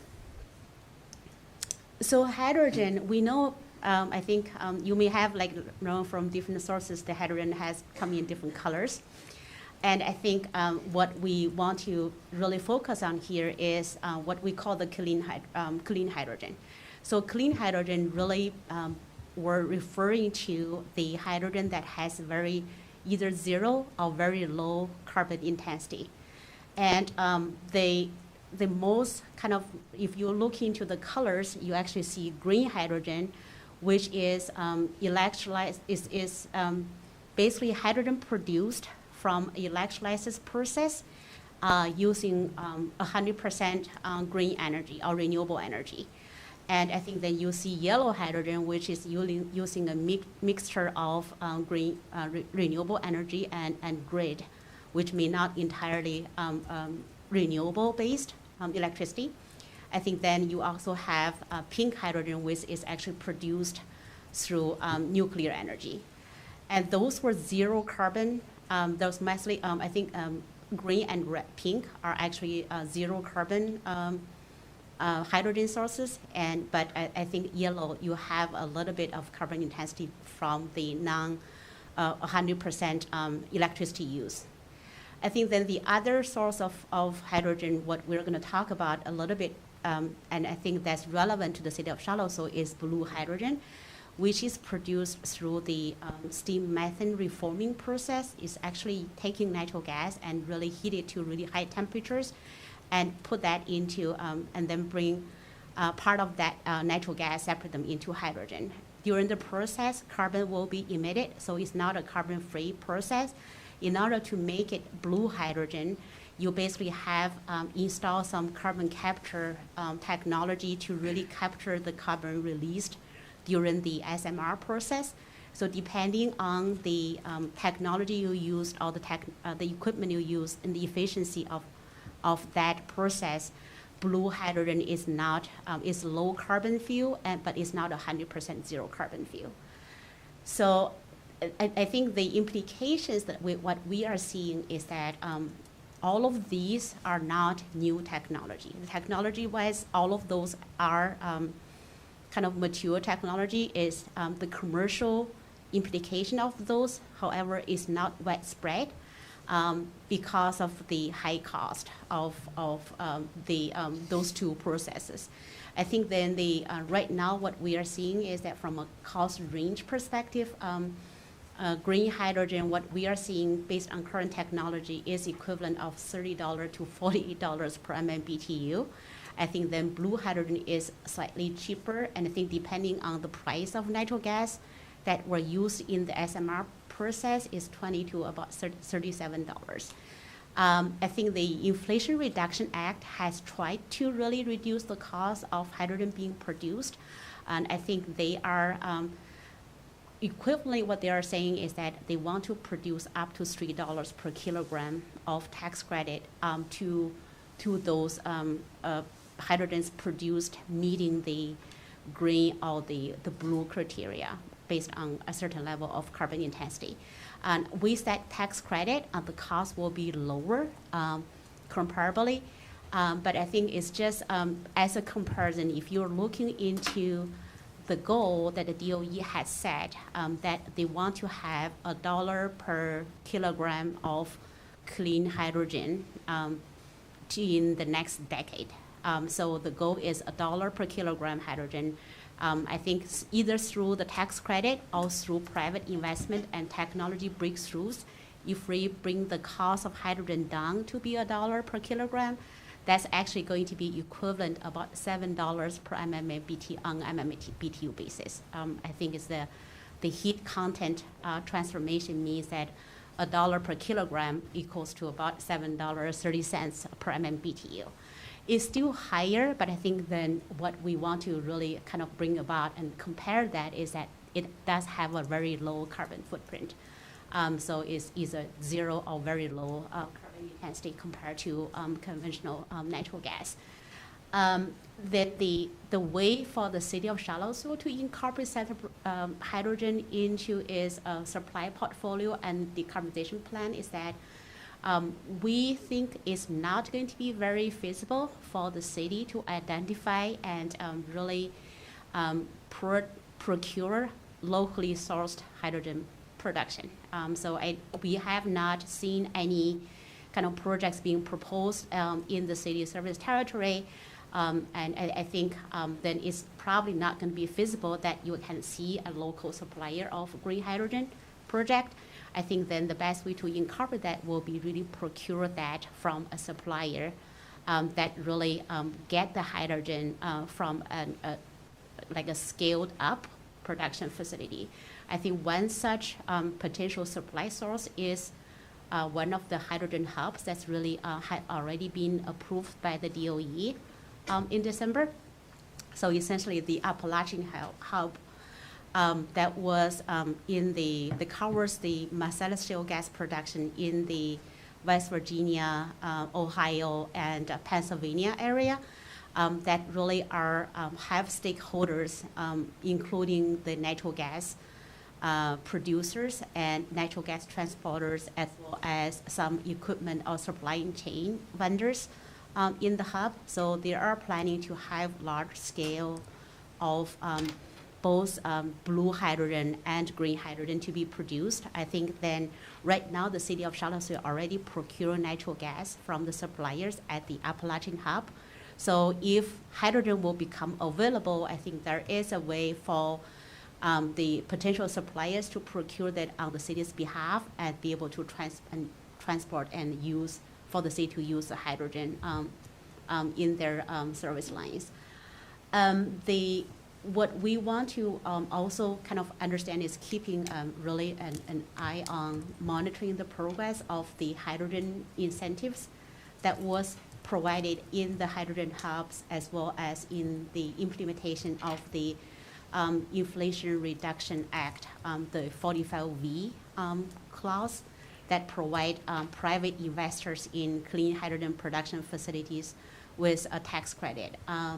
I think then what we are seeing is that for the city to incorporate hydrogen as a variable supply source, it may not be a near-term thing, just because the infrastructure is not there. There is no kind of variable production facilities that inside that actually has a verifiable or even kind of visible path of seeing when they will start producing hydrogen in some time. But what the hope is that with the policy and the general society to really move toward a hydrogen economy, the cost will come down. I think then the city should be in a good place to incorporate that into its supply portfolio. Just because I think like based on what we have learned from the status of the city's pipeline system and service line system. So essentially, if the pipeline system is like if you are built within the recent periods, and also the material of the pipe were cathodically protected steel, all plastic pipes that were very actually good for potential hydrogen transportation. So because it's less leaky, and I think that will allow you be able to safely operate the system even with a certain percent of hydrogen mixed in, or maybe converting have a larger percentage of the network transporting a bigger mix of hydrogen and conventional natural gas. I think so that will be, the plan is going to be you blend a certain level of hydrogen into the system. And I think right now the safe limit for the plastic pipe and the carbon protected steel pipe are about 15%. And I think then right now some of the technology experiment is underway to try to see what is the safe limit to blend maybe a bigger percentage of hydrogen into the stream. Yes, please. This might be a basic question, but you kind of started to talk about it where hydrogen can be blended directly with the natural gas that's already existing, so that gets sent to people who burn it in their systems, and then it gets used. But if it was 100% hydrogen, do people need all new stuff? Or like, how does it? 100% yes. I think right now the safe limit, there are studies that been done on unused equipment and appliances. So if like for the city of Charlotte's customers, most of residential and commercial customers, they use hydrogen, they use natural gas in like cooking and water heating. All of those appliances are generally safe if the hydrogen percentage is somewhere like between 15% or lower. If you have a higher mixture of hydrogen into the system, you probably need to have some modifications with high efficiency appliances. Basically, there is no guarantee that the appliance will be It won't blow up. as efficient as 100% natural Okay. gas. And so if we're trying to decarbonize and get down to 0, but we can only safely use hydrogen up to 15, then isn't that kind of like we're 85% decarbonized instead of fully decarbonized? So this is what 15%. we're thinking is going to be a portfolio of Sorry. tools Yeah. that you have to incorporate. I think then 100% hydrogen is a little bit restricted because from the system operation perspective, the gas system can operate with 100% hydrogen. But the end user part is like the end users need to update their equipment so that the equipment can run as smoothly as possible. The furnaces is, for example. Right. Right now, a lot of the furnaces vendors are trying to incorporate certain levels of hydrogen capability into the new designs. But I think it's right now, I think nobody has a guarantee saying that my appliance can both burn 100% natural gas and 100% hydrogen. Right. So playing this out, it would kind of be like we could use hydrogen at 15% or less for the next couple of years to at least get that amount of decarbonization. However, we don't really have a good source for that over the next couple of years. And theoretically, by the time the hydrogen is cheaper and more available, then there might be enough electrification that we don't need natural gas or hydrogen pumped in at all. I think, yeah, you're absolutely right in the kind of the scenarios that could play out. And I think then the other likely scenario is also going to be that once there is established hydrogen economy framework, so you have a lot of hydrogen that's being cheaply produced, and then you have a transportation system that actually moves hydrogen around. I think then the equipment producers, like the appliance for all the cooking and all the heating, they will start to really produce 100% compatible hydrogen appliances. So then the decisions people would have to make are, do I get a new stove that's electric or do I get a new stove that's hydrogen? That could be, yeah, that could be the decision actually they are going to be facing at the time when, if you actually have both infrastructure exist Working, for them, yeah, right. for them to make that choice. Functionally. And I think the other concern is, I know it's in flux, but my understanding is the closest hub to us is open to using gray hydrogen as their source. And so if we're doing blue or gray hydrogen, you factor in the transportation, since there's not going to be a local source. Even if you fix the problem, then it's 20 to 50 times more expensive and not competitive on the market at all currently.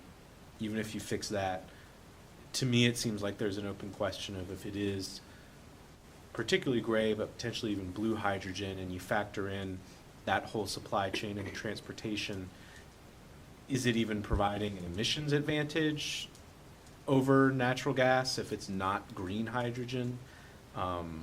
That's one of the questions it raises for me.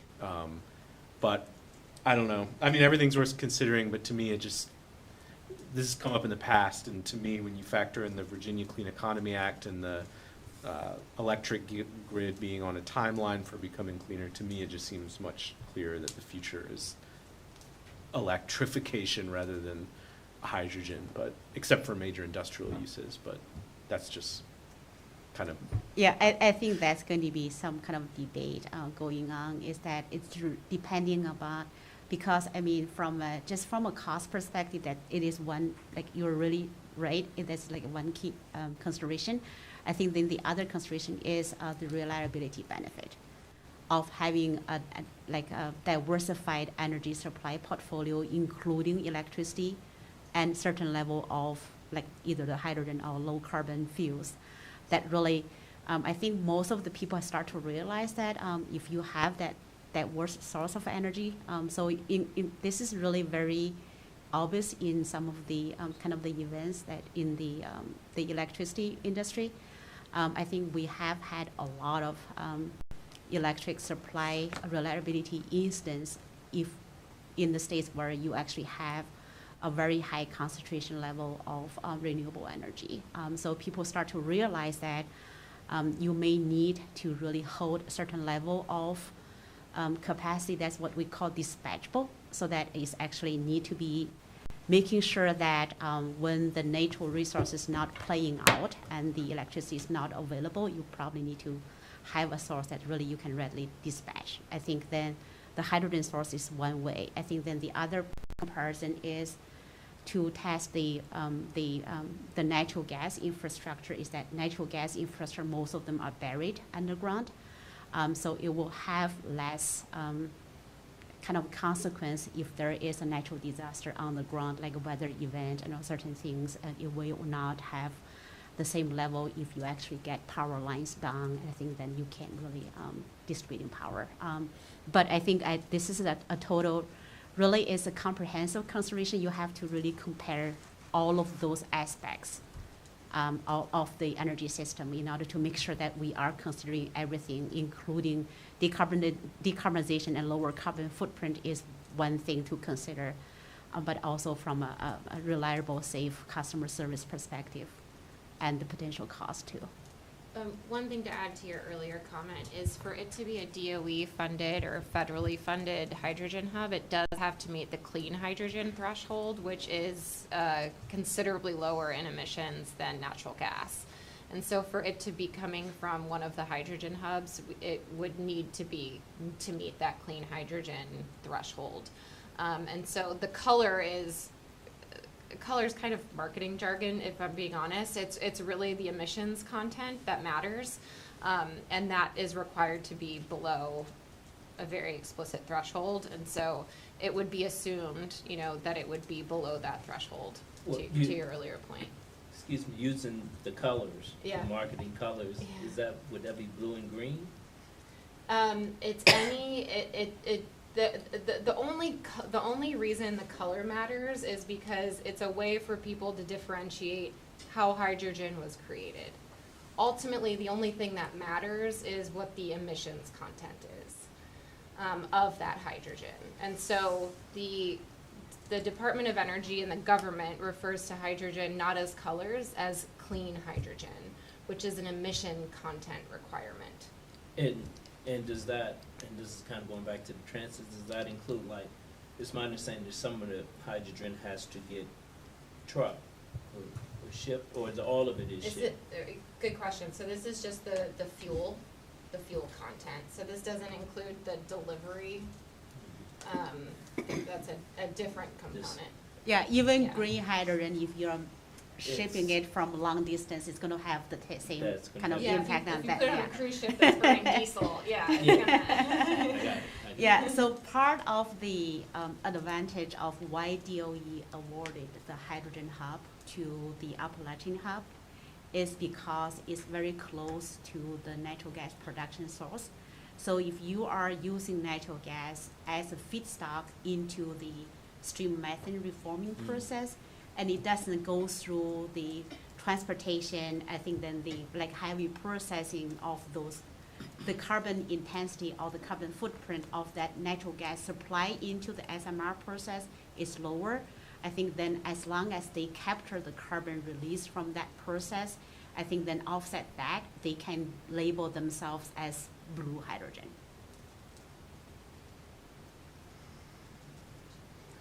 Can I ask one question about the notion of the changeover for end users? It would seem to me that the major thing that would have to get changed for end users if you're going from natural gas to hydrogen would basically be the nozzles, the places where the burning actually occurs. Mm-hmm. Is that fair to say? Yeah, well, I think it's what the one thing that we have identified is the valves. It's kind of like the valves that really kind of control the flow of the, I think there's sort of the lining of the valves could tend to be affected differently by hydrogen or the, like a mixture of hydrogen or natural gas. But I think from a safe burning perspective, we know that the Hawaii gas, they actually do not have any gas production. So their gas comes from a synthetic process that create not 100% methane in the supply. It's actually a mixture of hydrogen and methane. So they have been really operating their system. I think the customers has been using the mixture in their normal appliances for their like basic purposes, with up to about 12 to 15% of hydrogen in the past decades or so. So it is safe to say you have a lower percentage of mixture in the stream. It's safe to, it doesn't have a negative impact on the efficiency of the appliance either. But I think then the situation is going to be in the long term if the general trend is trying to use hydrogen as a lower carbon replacement for natural gas. We are 100% confident that the equipment, the appliance vendors will come up with technology so that they are going to be higher tolerance levels for hydrogen in the mixture.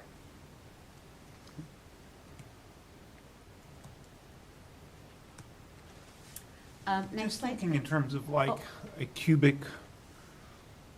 I won't say meter, a cubic liter or something, or maybe liter, anyway, if you're looking at some sort of comparative amount, how much energy on an apples to apples basis? 12% difference. So if you have the same volume of natural gas compared to the same volume of hydrogen, hydrogen you get 5% less of energy. 12% less, 5% less. Yeah. So hydrogen packs a little bit more of a wallop than methane, but not that much. Yeah. Okay, thank you.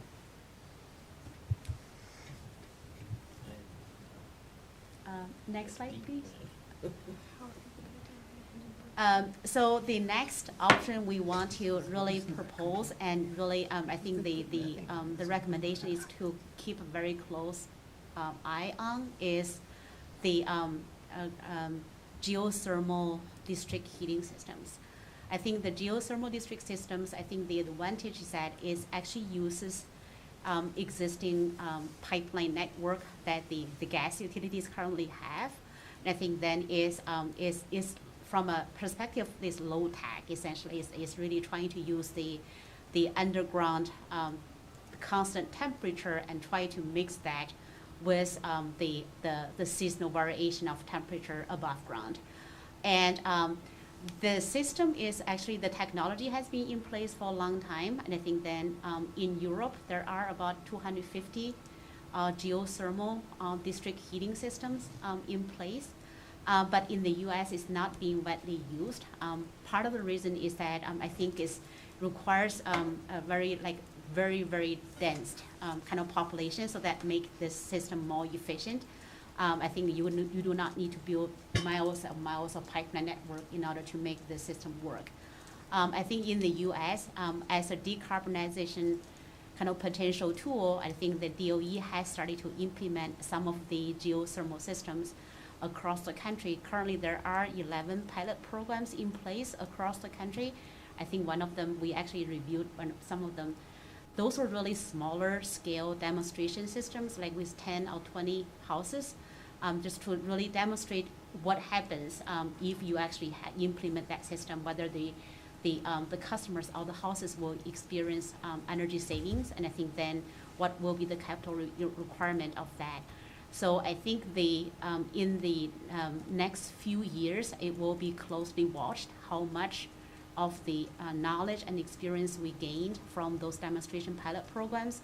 And if the technology is such, and I think the implementation is to a level that it can be implemented on a larger scale or a scale that's really typical for the city of Staloshore to do, I think that will be a really good program to really say that it's a low carbon, low tech way to really provide energy for heating and cooling in the community.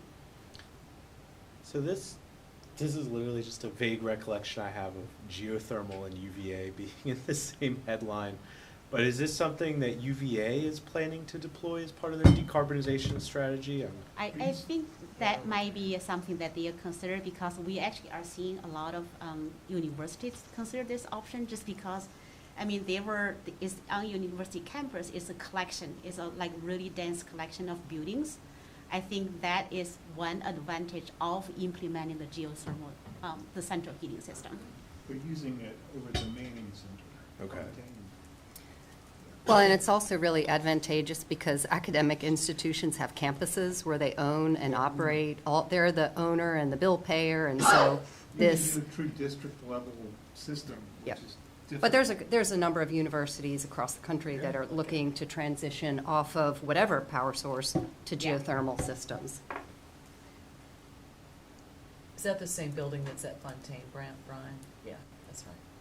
That's really good. This may be beyond the scope of what you were thinking about, but to what extent is geothermal an option for an individual home? It is an option, and it has been for decades been used. We actually have in the city a geothermal system that serves the downtown transit station, a geothermal system out of the CAT operation facility, and so there are a couple places where we've already put that technology in place, but you can have residential level geothermal systems. My parents' house is geothermal. It's typically used in really cold climates because heat pumps are less effective, air source heat pumps, and so the underground, the temperature typically stays the same. So you see this used very commonly in like extremely cold climates. I was just thinking about the fact that the furnace in our house isn't going to last forever, so. Yeah. You gotta dig a big hole. Oh, we have a big backyard, you know. Mhm. We have some residential geothermal systems in the city. Yeah. Okay, next slide. I think that's, oh, okay. Lauren, back to you. Yeah, so with all that said, we're looking at some short-term recommendations for next year that you'll hear more about as we work through our utility rate report and finalize some of the detail. But some of the proposed actions we're looking at are to establish a new fee structure to disincentivize new gas connections.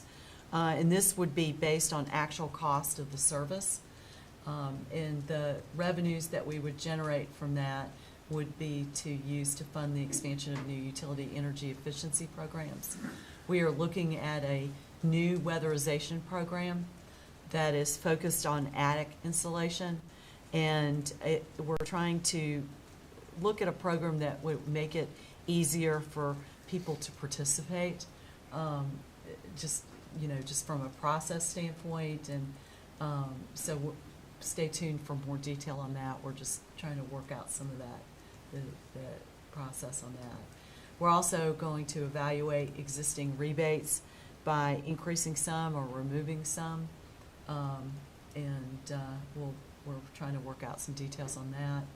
And we propose that we're going to partner with the Office of Sustainability to select our annual carbon offset projects associated with our program and increase the frequency of the energy saving tree program to include a tree giveaway in the fall in addition to the one we give at the spring, during the spring.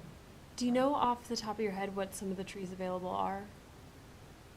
I'm sorry, I'm not That's a okay. tree No, it's person, fine. but Yeah, I can that's fine. send you Not what the read from selections theirs. were Right. this year and last year. Okay, thanks, Yeah, that'd be no great. problem. They were not Bradford pears. No, no, definitely not. Or Bradford. Yeah, We love a willow oak. yeah. Is that the last slide? Yes, it is. Next slide, please, sorry. Just making myself a note. So, with all that said, we've still got a lot of work to do. That's a reminder that we're still working on this, finalizing this report. But we want to remind people that we are going to schedule the community listening sessions in the spring and the summer. And if people are interested in knowing about that, they could sign up by scanning the QR code, and they'll be added to a list that will be notified of their dates when we set them. And if you folks have any additional questions, we're here to answer them. So, I mean, we were asking questions as we were going along, but if you have any other questions or comments. Small, just practical ones. So kind of how were the business focus groups done, and did it seem like those were successful? And is there kind of already a game plan for the broader community sessions? And is it hope those will help inform like policy actions, or just curious what that will look like? So we held one business focus group that was a pretty diverse group. You know, overall it was small, but it contained restaurants, you know, industry, you know, various groups, and they had some opinions that they gave us, and we're going to incorporate that into the final report. You know, we're contemplating whether we should hold, because it was a small group, whether we should hold another one. We're still thinking about that, other than it, you know, we're pleased that it was so diverse. So we're in discussions on that. We anticipate the community listening sessions, we're still trying to plan those. It's going to be different than the presentation we did or the interaction we did for the business focus group, because it was small. Whereas the community, it might be a bigger group. They'll probably be held at Carver Rec or here, and then there'll be some available in person. We have a facilitator that is helping us with that. Launch Consulting is helping us facilitate that. What's the goal of those sessions? I mean, is there further effort past what we've seen tonight? Yeah, you know, we want to, you know, we've done the residential, but we want to hear from as many people as we can hear from, you know, as many people as we can connect with. Because obviously, even though we've done that residential survey and the business focus group, you know, there's still a lot of people that don't know about this decarbonization study. So we want to hear from those people. Will it impact, I mean, is this sort of the final report we're looking at here? Is there more work that will be done on a report, or is this sort of it? No, this is not the final report. There's still more work that we're working through to figure out the detail on how we can decarbonize the natural gas utility. And, you know, we're looking at probably, you know, short-term, mid-term, and long-term. And what we think is going to happen is, you know, we'll know a lot about the short-term because the applications are in place, and we'll know a little bit about the midterm, but this will probably have to be revisited again because things are changing so rapidly out there that, and we'll know a little bit about the long-term. So when you come back, I guess you're planning to wrap this up by the fall, is that the Right, idea? That's correct, Okay. And so there would be even more recommendations that come out of it? yes, there will be. And they'll be finalizing that system modeling with those various pathways, as well as more, and then that'll all feed into the final report. Yeah, the one thing I will say is I will commend you and your utility, the amount of plastic that you have and the kind of programs that you're running, and the frequency or the infrequency of methane leaks, I think is really admirable compared to many other systems. So I want to congratulate you all for that. I know that this is a new paradigm, a new way of thinking in terms of how we're going to heat and cool our houses and all of these things. I hope we'll just continue to push the envelope about what are possible options. I still feel like with hydrogen, when I hear that, it makes me think of nuclear fusion, you know, that's going to be Or the Hindenburg. the next thing that's going to, well, I mean, every 10 years they're saying nuclear fusion will be here and it will solve all the world's problems. That's sort of how I feel about hydrogen, but maybe that's changing. But I think one thing that you hit on in your last slide is the cost. And I think somehow my gas bill is not very much, and most of my appliance, I shouldn't admit this, but most of them are natural gas.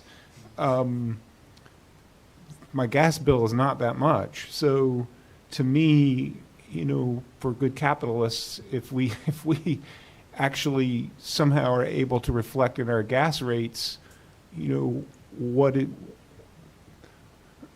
the real cost of that is in terms of emissions and the other aspects that are produced by greenhouse gases. I don't know how we come up with like a real gas rate that's not sort of really subsidized is what it is right now, because it doesn't reflect the external factors of climate change. But anyway, I do think that cost is an important piece of this, making sure people understand, because if you're comparing this to electricity, anyway, you understand my point. So what, you know, we just got 2 hours of pretty technical stuff. And what I'm gonna have to do starting tomorrow, maybe even tonight if I go out, is to explain it to the common person, or, you know, someone who may not be as enlightened as my other colleagues here. So I'm gonna tell you what I heard. And you said, no, that's not what I said. And then we start over again. No, hey. No. So what I heard is that Charlottesville, since we're in this business of natural gas, which we know now, you know, does emit carbon, it's not what we want, is that among our peer, we're doing great. We are, you know, we don't have as many leaks. We are pretty efficient, so I think it was 339, but because we're kind of dense, we are up high as far as, I forgot the term, service per Density. density.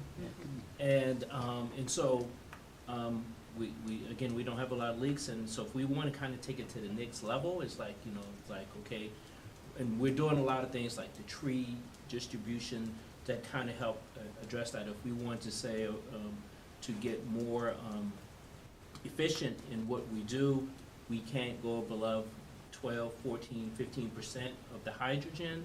And even if we do hydrogen, we have to kind of look at the source of it, and that has a big factor, and we're gonna have to wait a few years to kind of everything catches up, because at the end where it's produced, they can accommodate more hydrogen, but, you know, the user end, the appliances and things that we use may not be able to. So, we're getting information, still getting input from businesses and the community. The final report is going to be, you know, probably in the fall sometime. We talked a little bit about, like, we're not publicizing it anymore. I mean, gas hookups. Jay is going to look at, you know, some of the language that you talk about as far as the legal aspect of it, you know.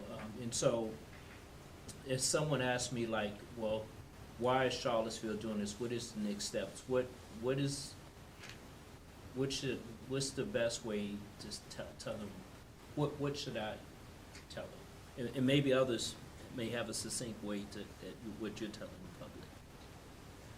Well, so, You're gonna say we doing this because y'all told us? no, I'm not gonna say that. I'm not gonna say. So I think what you should tell them is we're doing hard work, and we're probably ahead of a lot of people in this country looking at this, for municipalities of our size.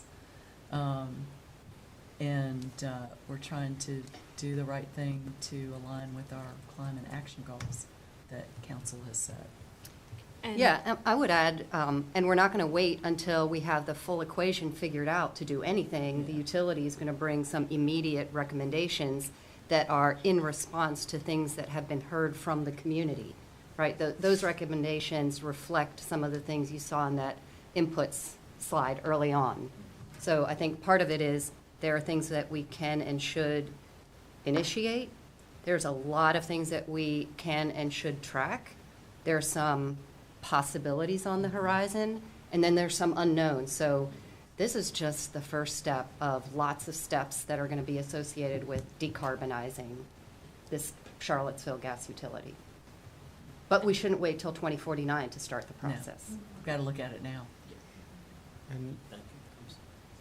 yeah, and I'll just say, I guess my biggest takeaway is actually from just some of the very first slides on the global emissions and the IPCC reports.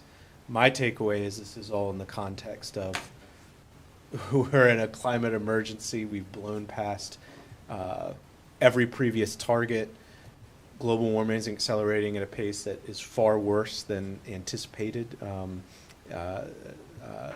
And we don't know all the impacts of that, except that they're going to be very bad, and it requires system change at every level. So for us locally, this is important because it touches 60% of our local emission sector, residential and commercial, and arguably this is the most important municipal action we can take when we look at the changes already underway for vehicles and the electric grid. So that's my big takeaway of why we're doing this and why it's important. And I also definitely got from the presentation, which was very informative, that it's very clear we have a very well-run utility that's been extremely well-run for a number of years, that has also been ahead of the curve on a lot of things. But because of that global situation, we're just in the weird position of one of the most important local climate actions we can take is reducing demand and usage of natural gas. So I guess my takeaway from the proposed actions is I definitely think establishing the fee structure to disincentivize new gas connections is very positive and necessary. I also think that the weatherization programs are obviously positive and are part of that reducing demand equation. I guess the only thoughts at the moment I have is I am curious kind of more, the opportunity for local offsets is something that kind of excites me. I don't know if it's the direction to go, but it's of interest to me. And then maybe there's something I'm just missing, but just as a layperson, if we're talking about stuff like hydrogen and geothermal, to me it seems it's not even that level of dreaming to be thinking about reducing that demand and usage. Electrification is probably the most important component. In the survey, we saw that cost was a huge reason people aren't doing it. And so is there anything we can do to reduce costs and make it more financially feasible is probably the biggest things, not just local, but state, federal government can do. And I know there's already a lot that they're already doing. But anyway, I just, maybe I'm missing something, but again, it seems like to me that there are opportunities, maybe more mid-long term, of what could the utility do as a partner with LEAP to promote and incentivize electrification or community solar. And I know that's not a short-term thing, and maybe utility is not an avenue to do that kind of work by any means, but it just still, to me, seems, in my mind, like the direction it seems like we need to go to reach the climate goals. So anyway. I like how you summarized all of that very nicely, thank you. But there's two things that I would like to see in addition to what's been mentioned already. One is I would like to kind of, I don't know if it's all that gray, or it might be pretty black and white about what the legal status is of us being able to fully decommission, and if that's going to be a long-term process that's going to involve some legislative action to add that to our potential agenda. And then something I've mentioned before is a city newsletter and having those rebates, because in the absence of being able to actively kind of turn things off, we have to go with getting people to make that choice on their own. And so how do we market that? How do we get the word out? How do we tell people about the rebates beyond what you already do? One of the things that I would like to see the city do is have a newsletter that goes out to anyone who's signed up for it. Hopefully everyone in the city, this is not your concern, but I'm just giving you some background here. And it would include things like that, so that it's not up specifically to the utility to send a postcard, but it's something in an email that can go out weekly, bi-weekly, to everyone in the community without having to postage or, it gets lost in people's stack of, other mail. And so having a citywide newsletter, this is the exact kind of thing that I would like to see on it.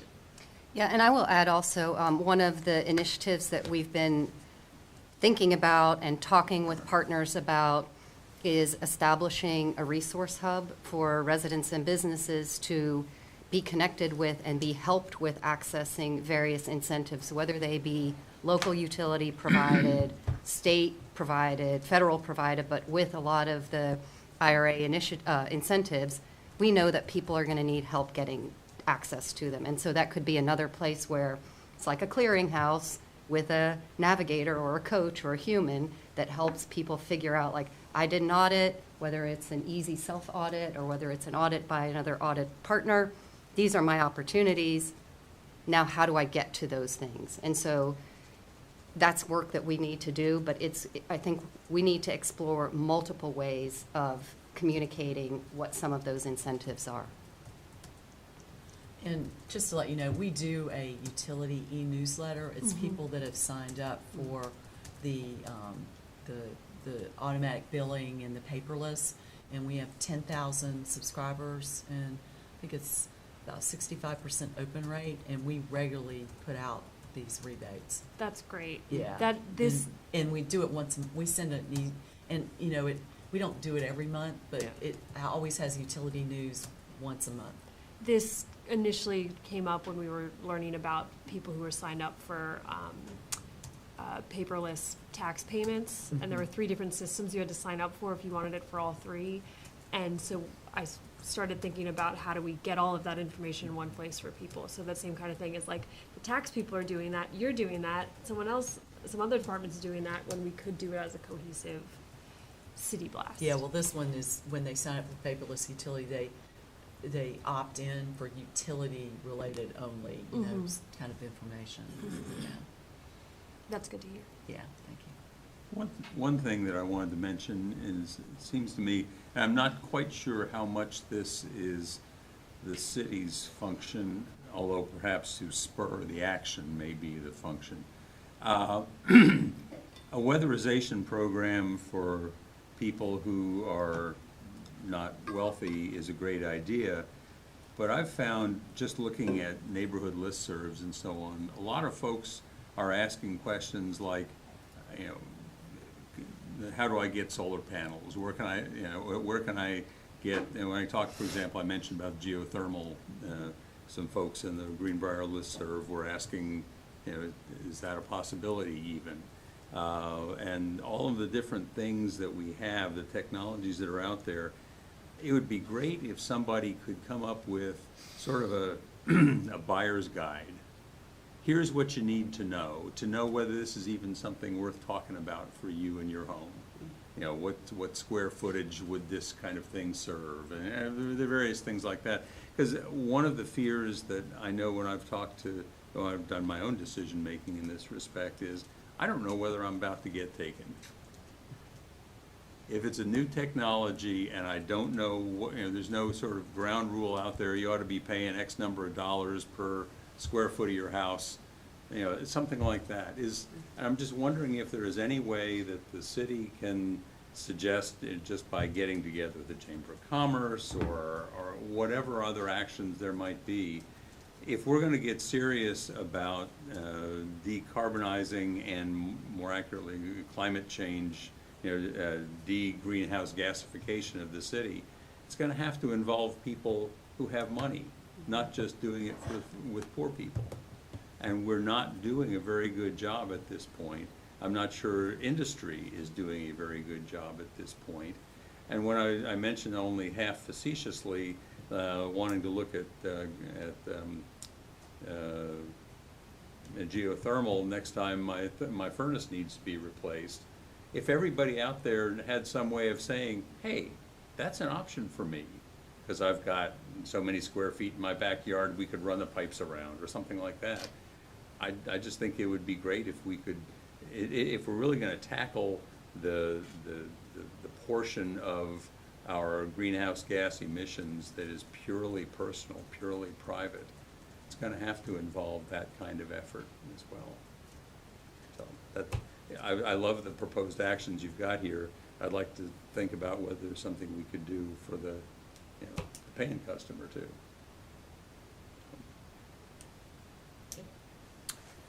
Any other questions or comments? Any other? Thank you. We stand adjourned. Thank you.